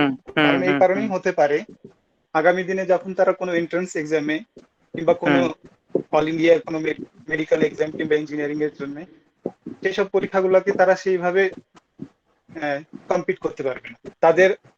তাদের আগামী যারা পাস করে আসছে, যারা অলরেডি প্রিপারেশন করছে কিংবা পরবর্তী ব্যাচ কোভিড যাওয়ার পরে যারা আসবে, তাদের থেকে অনেক কম্পিটিটিভ হবে। আর সাধারণত আমাদের মানসিক চাপ, মানসিক সমস্যাগুলো বেশিরভাগ ওই জীবনের মানে বিশেষ করে আমাদের জীবনমুখী যেসব প্রোগ্রেস, এগুলো যদি না হয়ে থাকে, এক কথায় ক্যারিয়ার ওরিয়েন্টেড, তো সেই জন্য মানসিক চাপটা বেশি আসে। তো আমি যেটা দেখছি যে একটা পার্টিকুলার মানে ক্যাটাগরি অফ স্টুডেন্টস, মানে বিশেষ করে 12, তারা আগামী দিনে আরো মানসিক সমস্যার সম্মুখীন হতে চলেছে, সেটাই বলছি। ঠিক, আপনি একদম ঠিকই বলেছেন। যেটা কাজীদাও একই কথা বলেছেন যে প্রথমত যারা এবারে ঠিক মতো পড়াশোনার সুযোগ পেল না, যারা ক্লাস করতে পারলো না, যারা প্র্যাকটিক্যাল গুলো করতে পারলো না, তাদের তো গ্যাপ থেকে যাচ্ছে, তাদের ওই জায়গাটায় তারা ঠিক মতো শিখতে পারছে না। এবার ধরুন পরবর্তী যখন ওরা অন্য ক্লাসে, ওপরের ক্লাসে ভর্তি হবে, তখন তারা কিছুতেই বুঝতে পারবে না, রপ্ত করতে পারবে না, এবং শুধু এন্ট্রান্স নয়, পরবর্তী ক্লাসে যখন উঠবে সেখানে গিয়েই অসুবিধার মধ্যে পড়বে। তো সেক্ষেত্রে স্কুলকে আমার মনে হয় ভাবতে হবে, স্কুল বা শিক্ষা প্রতিষ্ঠান, কলেজ যাই হোক, তাদের ভাবতে হবে রেমিডিয়াল টিচিং এর কথা।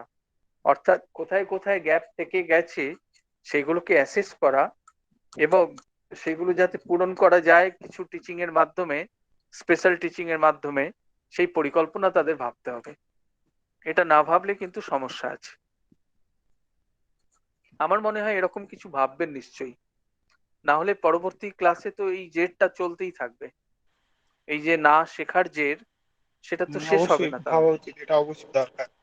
এটা রেমিডিয়াল টিচিং এর কথা ভাবতে হবে শিক্ষা প্রতিষ্ঠানকে, সরকারকে। ধন্যবাদ। আরেকটা প্রশ্ন বোধহয়, গুড ইভিনিং এক সেকেন্ড, আরেকটা প্রশ্ন দেখছিলাম। হ্যাঁ বলুন। Good evening sir.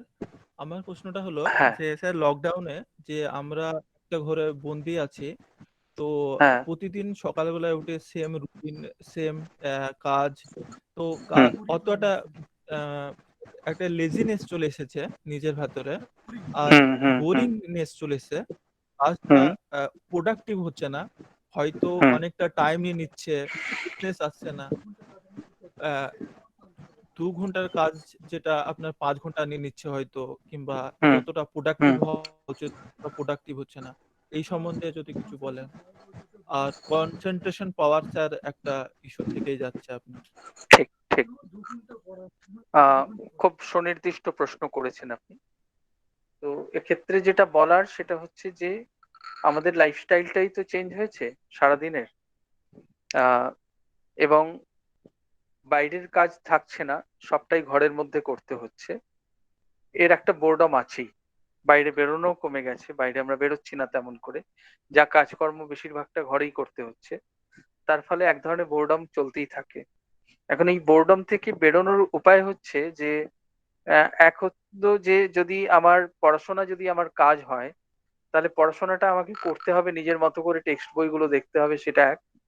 তার বাইরে যদি আমি সময় পাই, আমি কোনো ওই সময়টায় গল্পের বই পড়তে পারি কিংবা অন্য ধরনের বই পড়তে পারি। আমার টেক্সট মানে আমার সিলেবাসের বাইরের বই পড়তে পারি, বইপত্র পত্র পত্রিকা পড়তে পারি। এর বাইরে আমি যেটা করতে পারি সেটা হচ্ছে যে কোনো কিছু শিখতে পারি আমি, সেটা হতে পারে অন্য কোনো ভাষা শেখা হতে পারে, কিংবা কোনো ইনস্ট্রুমেন্ট শেখা যেটা আমি বাজাতে পারবো, এরকম কোনো কিছু শেখা, বা যেটা আমার ভালো লাগে সেরকম কিছু শিখতে পারি। আর এর বাইরেও যদি আমার সময় থাকে, আমার যদি মনে হয় যে আমি এগুলোতে আমি ঠিক ততটা আমি স্বচ্ছন্দ নই, তাহলে আমি সোশ্যাল কোনো মানে উদ্যোগের মধ্যে থাকতে পারি, সোশ্যাল একটা এঙ্গেজমেন্ট। আমার চারপাশের যে মানুষজন, তাদের পাশে দাঁড়ানো, তাদেরকে নানানভাবে সাহায্য করা। এই কোভিড সিচুয়েশনে বহু মানুষকে আমরা দেখেছি যে তারা অন্যদের জীবনে ত্রাতা হয়ে এসছে। বহু বহু ছেলে মেয়েকে দেখেছি আমরা। তো এটাও একটা বড় কাজ, সেটা করলে পরেও জীবনের একটা মানে খুঁজে পাওয়া যায়। আমি এই জায়গাটায় আমি একটা ঘটনা বলি, তাহলে বুঝতে পারবেন আর কি বিষয়টা। আমার হাতে সময় কতটা আছে একটু জেনে নিই। কাজীদা একটু বলবেন সময় কতটা আছে? স্যার তাই বলতে পারবে। অসুবিধা নেই। তাহলে এটা কতক্ষণ চলবে? আহ, স্যার আপনি বলুন। এই যে তানিয়া, হ্যাঁ স্যার হ্যাঁ, আপনি তোমার হাতে সময় কত আছে? স্যার আপনি বলুন, হ্যালো, অসুবিধা নেই। হ্যাঁ হ্যাঁ হ্যাঁ, ঠিক আছে, আপনি হ্যাঁ আচ্ছা ঠিক আছে, আমি আমি হ্যাঁ সেইটা দিয়ে দাদা আমি বলুন, শেষ হ্যাঁ করব। বুঝলা, হ্যাঁ হ্যাঁ বলুন, হ্যাঁ হ্যাঁ আমি আমারও একটুখানি এরপর সংযোজন করবো, আপনি বলে নিন, হ্যাঁ আমার মাথায় একটা ব্যাপার আছে বলবো, হ্যাঁ আচ্ছা বেশ। হ্যাঁ আপনি বলুন, তো হ্যাঁ তারপরে আমি এতক্ষণ পর্যন্ত যেগুলো বলেছি, আসলে আমি তো সমস্যার কথাই বলেছি, মূলত অ্যাংজাইটি রিলেটেড বিভিন্ন সমস্যার কথা বলেছি, বিষণ্ণতার কথা বলেছি, লাইফস্টাইলের চেঞ্জের কথা বলেছি আমি। এবার এগুলো থেকে বেরোনোর পথ কি কি হতে পারে, আমি সেই জায়গাটাকে ধরে একটু বলার চেষ্টা করি, তাহলে আমার মনে হয় এই প্রশ্নের উত্তর পাওয়া যাবে যিনি প্রশ্ন করছিলেন।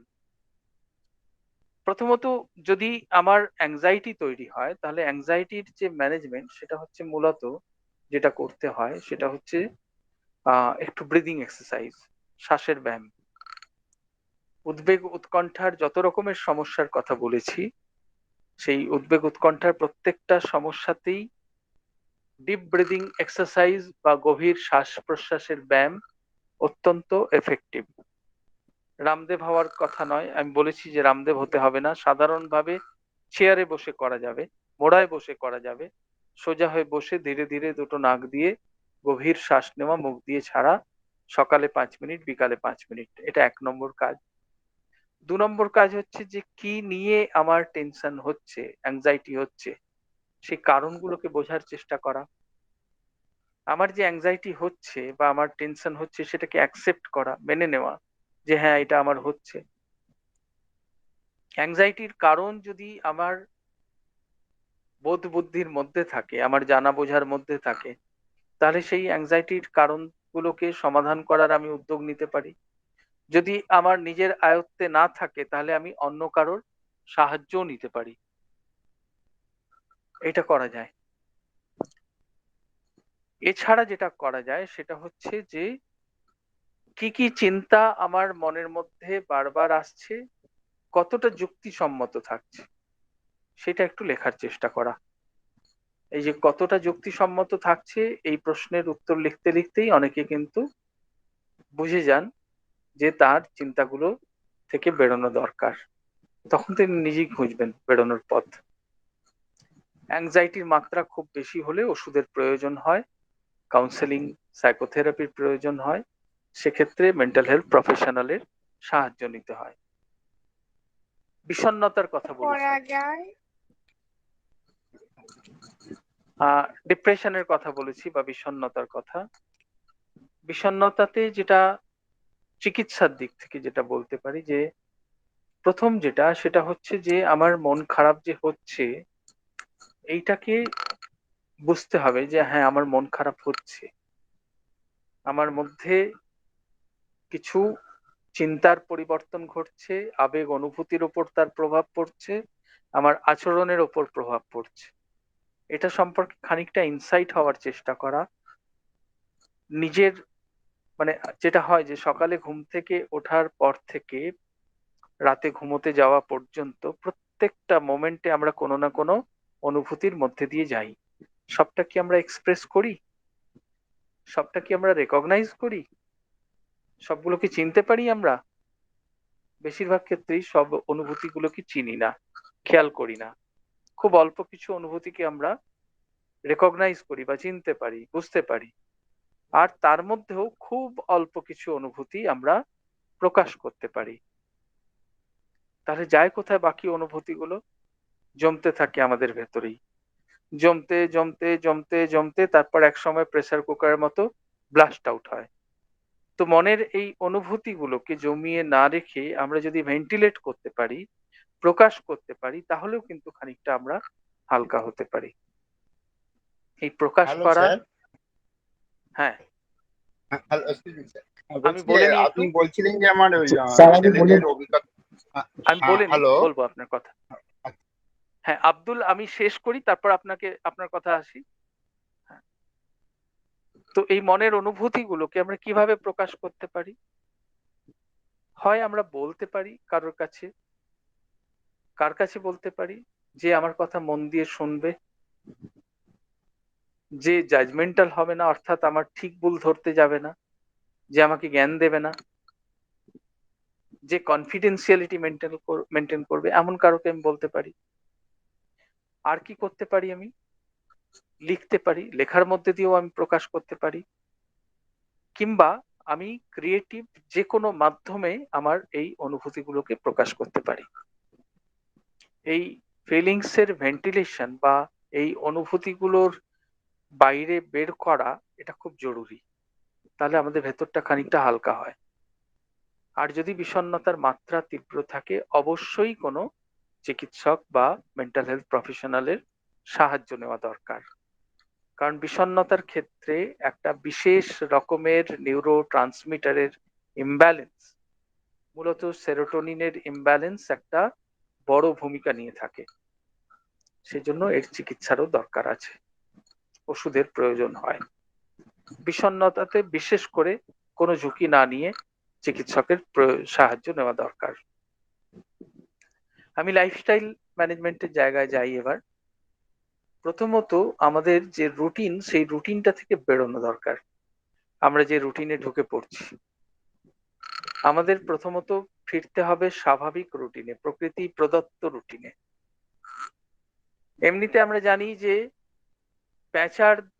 প্যাঁচাকে রাতে জাগার দায়িত্ব দিয়েছে প্রকৃতি। প্যাঁচা মোটামুটি সারা রাত জেগে থাকে। কুকুরদের জন্য মাঝরাত অব্দি জেগে থাকার নিদান আছে, কুকুররা মাঝরাত অব্দি জাগে। মানুষের জন্য কি নিদান আছে? মানুষ কটার সময় ঘুমোতে যাওয়ার কথা, কটায় ওঠার কথা।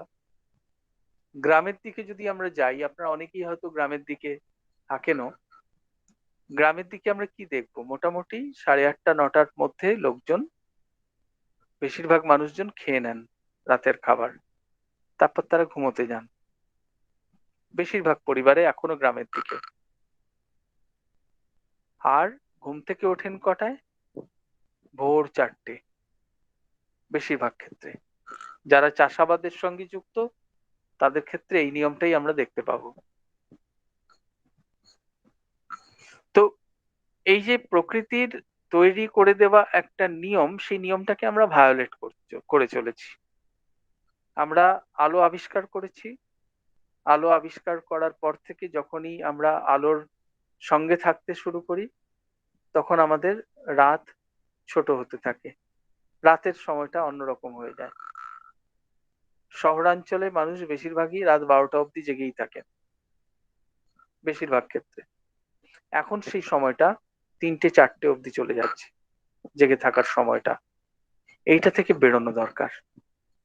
আমাদের স্লিপ ডিপ্রাইভেশনের কারণেই আগামী দিনে বড় বড় অসুখের মুখোমুখি হতে পারি আমরা। এটা আমাদের ভেবে দেখা দরকার। সারা বিশ্বে ঘুম নিয়ে কিন্তু খুব গুরুত্বের সঙ্গে আলোচনা চলছে। সঠিক সময় ঘুম, ঠিক সময়ে খাওয়া, ঠিক সময় ঘুম থেকে ওঠা, অন্তত 6টার সময় ঘুম থেকে ওঠা। আমি বলছি না ভোর 4টে উঠতে হবে, বা 7টার মধ্যে অন্তত ওঠা, রাতে অন্তত 12টার মধ্যে ঘুমোতে যাওয়া।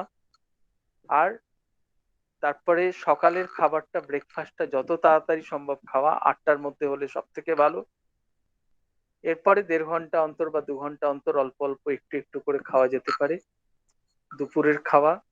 এবার পড়াশোনার ক্ষেত্রে একটা নির্দিষ্ট রুটিন মেনটেন করা। অনলাইনের যা পড়াশোনা তার রুটিন তো নিজের থাকবে, কিন্তু নিজের পড়াশোনার জন্য একটা রুটিন, এইটা একটু কথা বলা দরকার। আর যেটা বলছিলেন যে অনেকেরই কনসেন্ট্রেশনের সমস্যা হচ্ছে, অনেকের পড়তে ইচ্ছে করছে না।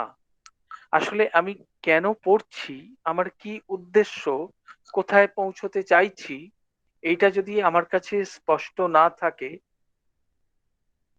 অন্তত আগামী 5 বছরে আমি কোথায় পৌঁছতে চাইছি এটা যদি আমার কাছে স্পষ্ট না থাকে, তাহলে কোথাও পৌঁছানোর তাগিদও আমার ভেতর তৈরি হবে না। আমার তো একটা লক্ষ্য থাকতে হবে যে কেন পড়ছি, আমি পড়ার উদ্দেশ্যটা কি। আমার লক্ষ্য থাকলে তবেই সেই লক্ষ্যে পৌঁছানোর তাগিদ ভেতর থেকে আসবে, তা না হলে সহজে আসবে না। তো এই লাইফস্টাইল চেঞ্জের ক্ষেত্রে যেটা খুব গুরুত্বপূর্ণ জায়গা, যে স্বাভাবিক রুটিনে ফেরা প্রথম, সেটা খুব ইম্পর্টেন্ট। এবারে যেটা নিজেকে নিজে প্রশ্ন করে দেখা, যে আমি যে মোবাইল ফোন বা কম্পিউটার বা ট্যাব যে ব্যবহার করছি, কতটা ইউজ করছি আর কতটা অ্যাবিউজ করছি, এই প্রশ্নটা নিজেকে নিজে জিজ্ঞেস করে দেখা। কত পার্সেন্ট? জোর দিয়ে বলা যায় যে 10 to 20% ইউজ আর 80% অ্যাবিউজ বেশিরভাগ ক্ষেত্রে। যদি আমি কোনো কিছু অ্যাবিউজ করি, তাহলে তার নেগেটিভ কনসিকোয়েন্সেস আমাকে ফেস করতে হবে, তার ক্ষতিকর পরিণতি আমাকে ফেস করতে হবে, মুখোমুখি হতে হবে। এটা মাথায় রাখা দরকার।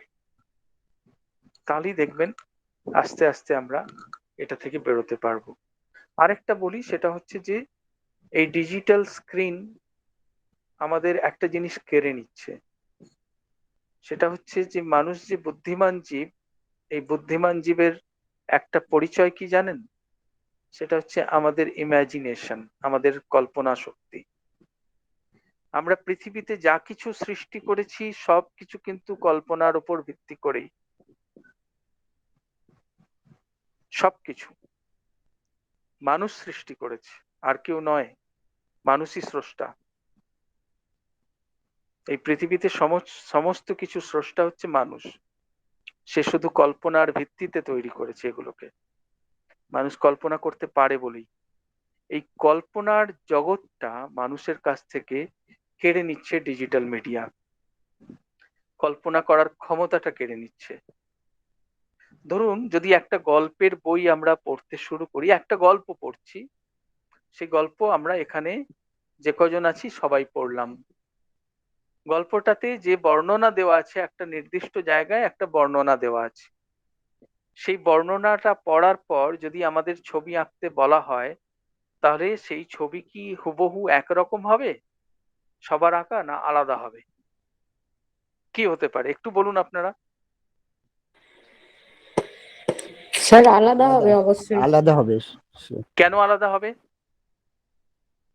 কারণ সবার আমাদের থিঙ্কিং এবিলিটি আলাদা। ভাবনা এক এক রকম, সেই জন্য আমাদের প্রত্যেকের ভেতরে একজন আর্টিস্ট আছে যে নিজের মতো করে কল্পনা করতে পারে, তাই তো? এবং সেই কল্পনার ভিত্তিতে সে আঁকতে পারে। আমাদের প্রত্যেকের ভেতরে একজন আর্টিস্ট আছে। আমি যদি সেই আর্টিস্টকে কাজ দেওয়া বন্ধ করে দিই, যদি তাকে শুধু বসিয়ে রেখে দিই, তারপর কি তার আঁকার ক্ষমতা থাকবে না হারিয়ে যাবে? ধীরে ধীরে হারিয়ে যাবে। এই কারণেই ডিজিটাল স্ক্রিন, বিশেষ করে আপনারা জানেন যে টেলিভিশনের ক্ষেত্রে বলা হতো, টেলিভিশনকে ইডিয়ট বক্স বলা হতো, বোকা বাক্স। কারণটা কি? যে টেলিভিশন আমাদের ভাবনার জগৎটাকে কেড়ে নেয়, আমাদের কল্পনার জগৎটাকে কেড়ে নেয়, বুঁদ করে রাখে সে। টেলিভিশন আমাদের ভাবায় না, ডিজিটাল মিডিয়া আমাদের খুব বেশি ভাবায় না। এইটা বিপজ্জনক ছেলে মেয়েদের কাছে, এই ভাবনার জগৎটা কেড়ে নেওয়াটা। আর শেষে আমি একটা ঘটনা বলে আমি শেষ করব। ঘটনাটা এখানকার নয়, ঘটনাটা অস্ট্রিয়ার। অস্ট্রিয়া তখন নাৎসি পার্টির শাসনে। নাৎসি পার্টি আপনারা জানেন, জার্মানিতে হিটলারের নেতৃত্বে একটা ফ্যাসিস্ট অর্গানাইজেশন গড়ে উঠেছিল নাৎসি পার্টি নাম নিয়ে। সেই নাৎসি পার্টির যে এজেন্ডা ছিল, তারা যেটা ঠিক করেছিল যে দেশপ্রেমের কথা বলেছিল, তারা তারা জার্মান জাতীয়তাবাদের কথা বলেছিল, ন্যাশনাল প্রাইডের কথা বলেছিল, গর্বের কথা বলেছিল, জাতীয় গর্ব ইত্যাদি। এবং এইসব কথা মধ্যে দিয়ে তারা বলছিল যে দেশকে উন্নত করতে হবে, এগিয়ে নিয়ে যেতে হবে। তো এগিয়ে নিয়ে যাবার পথে কিছু কিছু গোষ্ঠী আছে যারা শত্রু, যারা প্রতিবন্ধক। এরকমই শত্রু গোষ্ঠী হিসাবে ওরা চিহ্নিত করেছিল ইহুদিদের। ইহুদিরা হচ্ছে জার্মানদের শত্রু। সুতরাং ইহুদিদের কি করা যায়? ইহুদিদেরকে বন্দি করতে হবে, আলাদা করতে হবে, দেশ ছাড়া করতে হবে। তো প্রথমে তাদেরকে আইডেন্টিফিকেশন করা শুরু হলো, আইডেন্টিফিকেশন বাছাই করা। আইডেন্টিফিকেশন পর্বের পর তাদের পাঠানো হলো কনসেন্ট্রেশন ক্যাম্পে। তো সেই কনসেন্ট্রেশন ক্যাম্পে প্রথমে ইহুদিদের ভর্তি করা হয়েছিল, বন্দি করা হয়েছিল। তারপরে যারা সরকারের বিরুদ্ধে কথা বলতো তাদেরকে দেশদ্রোহী ছাপ্পা দিয়ে তাদেরকেও কনসেন্ট্রেশন ক্যাম্পে পাঠানো হলো। এছাড়া যারা বৃদ্ধ, যারা প্রতিবন্ধী, যারা সমকামী, তাদেরকেও তারা এই কনসেন্ট্রেশন ক্যাম্পে চালান করলো। পরে এখান থেকেই যখন সংখ্যা অনেক বেড়ে গেল, তখন কারো কারোকে গুলি করে মারলো, কারো কারোকে গ্যাস চেম্বারে পাঠিয়ে মারা হলো। এই গল্প আপনাদের জানা, একটা অজানা গল্প বলি। এরকমই একটা কনসেন্ট্রেশন ক্যাম্পে বন্দী হলেন একজন সাইকিয়াট্রিস্ট কাম সাইকোলজিস্ট, তার নাম হচ্ছে ভিক্টর ই ফ্রাঙ্কল। ইনি একজন সাইকিয়াট্রিস্ট কাম সাইকোলজিস্ট এবং জন্মসূত্রে ইহুদি। তো যখন তিনি কনসেন্ট্রেশন ক্যাম্পে বন্দী হলেন, তখন গিয়ে দেখলেন যে যে কজন বন্দী রয়েছে ওখানে ওই ক্যাম্পে, তারা সবাই ম্রিয়মাণ, মৃত্যুর অপেক্ষায় দিন গুনছে। কারোর মুখে কোনো কথা নেই, কেউ মুখ থেকে কথা বেরোলেও বিলাপ করছে, কান্নাকাটি করছে, এরকম একটা পরিস্থিতি। তো এই পরিস্থিতিতে ফ্র্যাঙ্কল প্রথমে দেখলেন যে এইভাবে তো বেঁচে থাকা মুশকিল। তিনি তখন মজা করা শুরু করলেন, ক্যারিকেচার করা শুরু করলেন। প্রথমে সহবন্দীদের ক্যারিকেচার করা, নকল করা, হাসানোর চেষ্টা, কেউ পাত্তা দিল না। এরপর তিনি মাঝে মধ্যে যে নাৎসি অফিসাররা ওখানে টহল দিতে আসতো, তাদের নকল করা শুরু করলেন। তো এইটা যখন করছেন তিনি, তখন ওদের কেউ কেউ হাসতে শুরু করলো, সাড়া দিতে শুরু করলো, বলে উঠলো, আবার দেখাও তো ওই গুফো অফিসারটা কেমন করে হাঁটে, কেমন করে কথা বলে। তো তিনি আবার দেখাচ্ছেন, হো হো করে হেসে উঠছে সব। তখন একজন বয়স্ক মানুষ উঠে গিয়ে, চুপ করে বসেছিলেন, উঠে গিয়ে ফ্র্যাঙ্কলের কলার ধরে ঝাঁকিয়ে বললেন, মশকরা পেয়েছো? আমরা মরার জন্য অপেক্ষায় দিন গুনছি আর তুমি আমাদের নিয়ে মশকরা করছো? ফ্র্যাঙ্কল তখন কলার ছাড়িয়ে বলেছিলেন, আপনি ঠিকই ধরেছেন, আমি মশকরা করছি। আর এটাও ঠিক বলেছেন যে আমরা প্রত্যেকে মৃত্যুর অপেক্ষায় দিন গুনছি। সত্যি তো, আমরা তো প্রত্যেকেই মরবো, কিন্তু এই মুহূর্তে, এই মুহূর্তটাতে যতক্ষণ আমি বেঁচে আছি, যতক্ষণ আমার শ্বাস রয়েছে, ততক্ষণ আমি কেন জীবনটাকে উপভোগ করব না? শুরু হলো এরপর অন্য এক কাহিনী। তিনি গল্প বলা শুরু করলেন, অন্যদেরকেও বলতে বললেন, যে যার নিজের জীবনের অতীতের সুন্দর গল্পগুলোকে তুলে ধরতে শুরু করলেন। শুরু হলো কবিতা লেখা, শুরু হলো গান, শুরু হলো নাটক, শুরু হলো ছবি আঁকা। এক অন্য পরিবেশ গড়ে উঠলো। জীবনটাকে তারা প্রত্যেকে ভালোবাসতে শুরু করলো, উপভোগ করতে শুরু করলো। তারপর যখন গ্যাস চেম্বারে চলে যাওয়ার দিন এলো সেই বয়স্ক মানুষটার, তিনি উঠে এসে ফ্র্যাঙ্কেলকে জড়িয়ে ধরলেন, বললেন যে এই কটা দিন যেমন করে বাঁচলাম, এভাবে আমি আগে কখনো বাঁচিনি, তোমাকে অনেক ধন্যবাদ, আমার আর মরতে কোনো অসুবিধা নেই, বলে তিনি হেঁটে গেলেন গ্যাস চেম্বারের দিকে।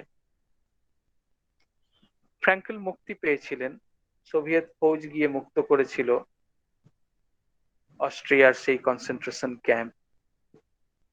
জার্মানি বিশ্বযুদ্ধে হেরেছিল, হিটলার আত্মহত্যা করেছিল, নাৎসি পার্টি দুনিয়া থেকে মুছে গিয়েছিল, কিন্তু নয়া নাৎসিরা এখনো আছে।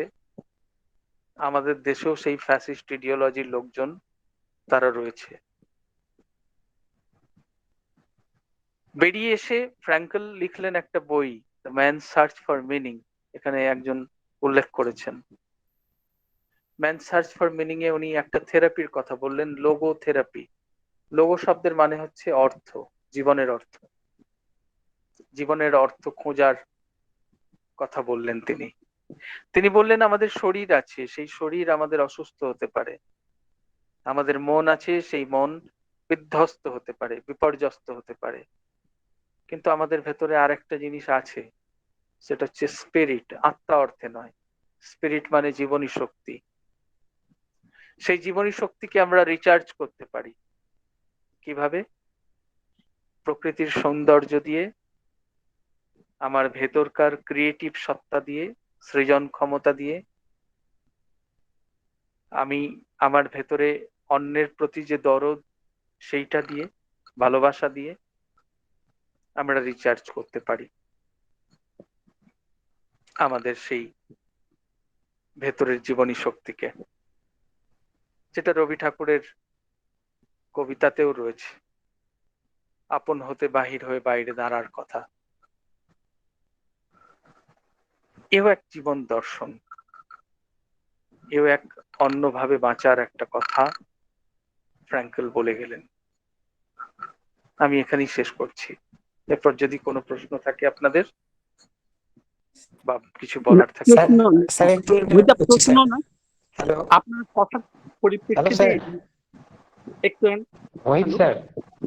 হ্যাঁ স্যার বলছি, আপনি ওই যে কবিতাটা স্যার বলেছিলেন একদম প্রথমে বক্তব্যের শুরুতে আর কি, ওই সঞ্জয় যে পোয়েট আর কি লিখেছিলেন, ওটার ডিটেলসটা যদি একটু বলে দিতেন স্যার, ওই মেসেজে বা গ্রুপে কিছু বলে দিতেন। মানে কবিতাটা আপনি চাইছেন? হ্যাঁ স্যার, মানে ডিটেলসটা যদি বলতেন বা আমি সার্চ করে নিতাম। ও আচ্ছা, সঞ্জয় কুন্দন, ঠিক আছে। আপনি সঞ্জয় আমার কুন্দন, সঞ্জয় কুন্দনের কবিতা, ঠিক আছে, আমার কবিতা। Facebook profile. হ্যাঁ স্যার, হ্যাঁ স্যার, আপনি হ্যাঁ স্যার। আমার ফেসবুক প্রোফাইলে গিয়ে খুঁজলে পরে পেয়ে যাবেন সঞ্জয় কুন্দন, সঞ্জয় আচ্ছা কুন্দনের স্যার, কবিতা, ঠিক আছে। আচ্ছা স্যার, কবিতার নাম স্যার? কবিতার নাম যেটা লিখেছিলাম আমি, এটা আমি অনুবাদ করেছিলাম, এটা আসলে হিন্দি কবিতা একটা, হিন্দি থেকে আচ্ছা আমি বাংলা করেছিলাম। আচ্ছা স্যার, থ্যাংক ইউ স্যার। কবিতাটার নাম হচ্ছে যেমন করে এসেছিলাম, ঠিক আছে। হ্যাঁ বলুন। হ্যাঁ, মানে আজকে আপনার এই পুরো অনুষ্ঠানটা শুনে আমরা তো একটা জিনিস, এই যে সমস্যাটা আমরা সেটা সবটাই দেখতে পেলাম, যে আমরা ঠিক এইভাবে ভেবে দেখিনি। এই সমস্যাতে মূলত দুটো, অ্যাংজাইটি এবং তার সঙ্গে সঙ্গে ডিপ্রেশন, এই দুটো দুটোকে মুখ্য। কাটানোর জন্য এই দুটোকে এর রিড্রেসালেরও একটা আপনি কথা বলেছেন, একটা পদ্ধতি বলেছেন, যে মূলত আমরা যদি আমাদের চিন্তাটাকে অন্য দিকে প্রবাহিত করতে পারি, ক্রিয়েটিভিটির দিকে যদি যেতে পারি, সেটা অনেকটাই আটকানো যেতে পারে। আপনি তার মধ্যে সোশ্যাল ওয়ার্ক করার কথাও বলেছেন। আসলে সেই জন্য মনে হলো আমরা এখানে যারা আছি আমাদের মধ্যে বেশিরভাগই কমিউনিটি সেটিং এ বাস করি, কেউই হাই রাইজ বিল্ডিং এ বাস করি না, আলাদা আলাদা অ্যাপার্টমেন্টে পাশের বাড়ির লোককে চিনি না, এরকম কেউ নেই। আমরা যেখানে কমিউনিটিতে বাস করি তার পাশেই আত্মীয় স্বজন, না হলে প্রতিবেশী আছে, তাদের বাচ্চা ছেলেরাও আছে। আমরা যদি আমার কি হচ্ছে, আমি যে পড়াশোনা করতে পারছি না, অথবা আমি যে অর্থাৎ অন্য যে সমস্ত সমস্যাগুলো আছে সেটাকে বাদ দিয়ে আমরা যদি আমার চারপাশের ছেলেগুলোকে দেখে নিই, তাদের সঙ্গে যদি একটু আলোচনা করি, তাদের পড়াতেই যদি একটু সাহায্য করি আমরা, আমার মনে হয় আমাদের নিজেরাই একটা ক্রিয়েটিভিটির জগৎ পাবো, নিজেরাই একটা জগৎ পাবো, আর বাকি ছেলেরাও তাদের জীবনে এই যে তাদের এখনকার যে লাইফস্টাইল, তার মধ্যে একটা পরিবর্তন আসবে, আমরা খানিকটা এগিয়ে যেতে পারবো। আমার মনে হয় আমরা যদি করি, এটা আমার মনে হলো বলে আমি জাস্ট এই সাজেশনটা এখানে। খুব খুব খুব খুব ঠিক কথাই বলেছেন আপনি, একদম আপনার সঙ্গে একমত। আরেকটা কথা বলি, সেটা হচ্ছে যে এই কোভিড আমাদের একটা জিনিস শিখিয়ে গেল, একা একা বাঁচা যায় না, হাতে হাত রেখে বাঁচতে হয়। আমরা মানে এই কোভিড এর সময় আমি কোভিড কেয়ার নেটওয়ার্ক বলে একটা সংস্থার সঙ্গে যুক্ত ছিলাম, এখনো আছি। আমি যে জেলায় বসবাস করি সেই জেলাতে আমি কনভেনার কোভিড কেয়ার নেটওয়ার্কের।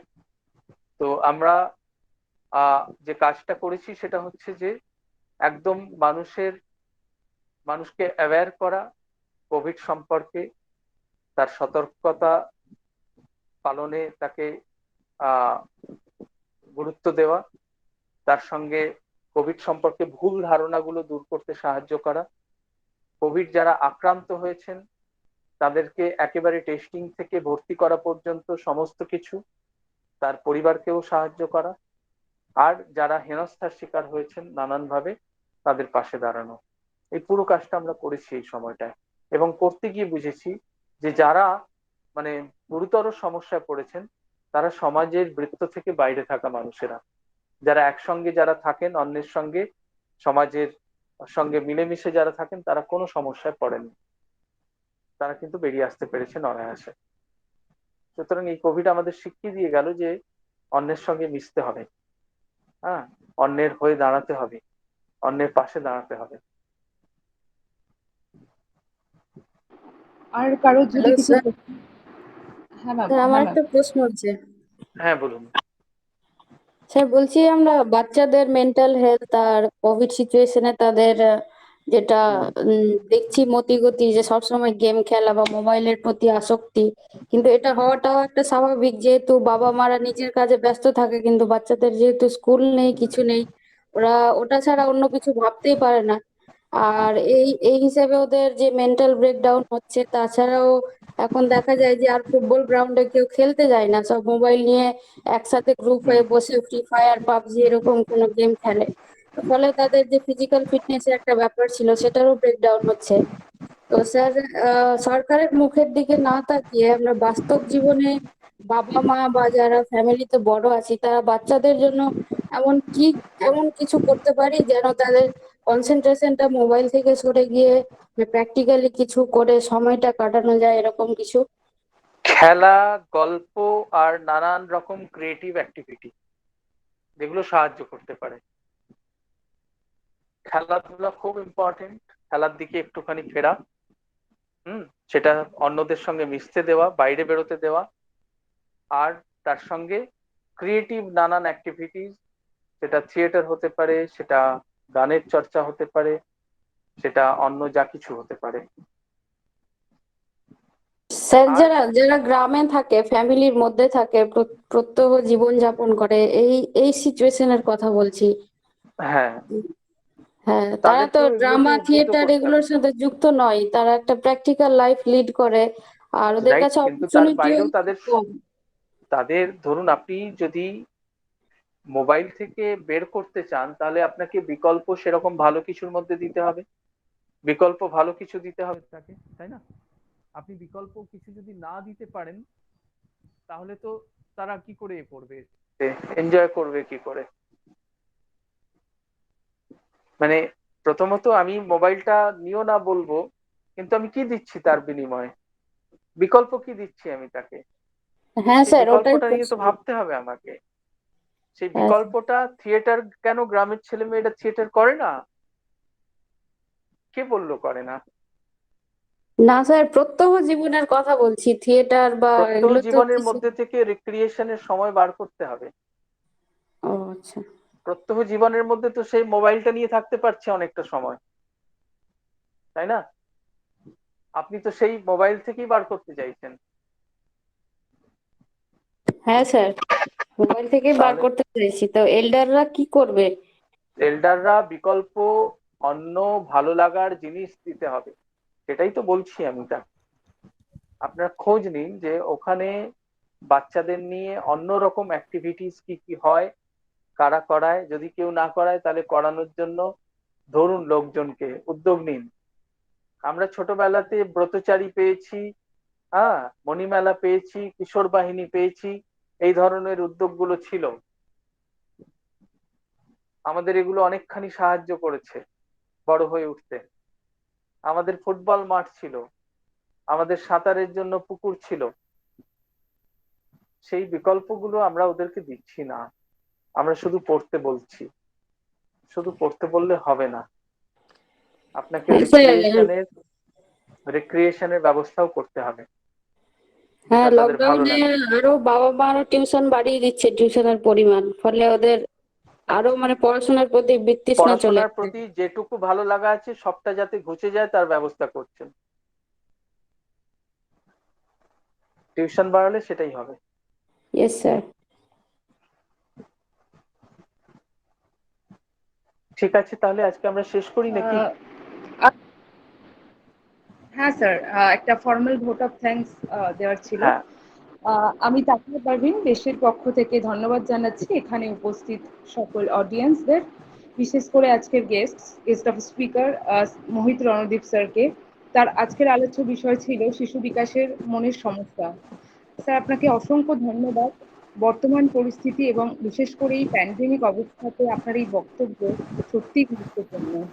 বিশেষ করে এই ডিজিটাল নির্ভর সমাজ এবং তার থেকে বেরিয়ে আসার উপায়গুলিকে সুন্দরভাবে উপস্থাপন করার জন্য আপনাকে অসংখ্য ধন্যবাদ। আমি ধন্যবাদ জানাতে ধন্যবাদ। চাই সমস্ত ইসি মেম্বারদের এবং এখানে উপস্থিত সকল শ্রোতা বন্ধুগণদের। আপনাদের সকলকে অনেক ধন্যবাদ। সবাই ভালো থাকুন, সুস্থ থাকুন, শুভরাত্রি। আপনারা এখন ধন্যবাদ। মিটিং করতে পারেন। ধন্যবাদ মোহিত রণদীপ স্যার এবং উপস্থিত সকল। আপনাদেরকেও ধন্যবাদ সবাইকে। Thank you sir. শুভরাত্রি। Thank you sir.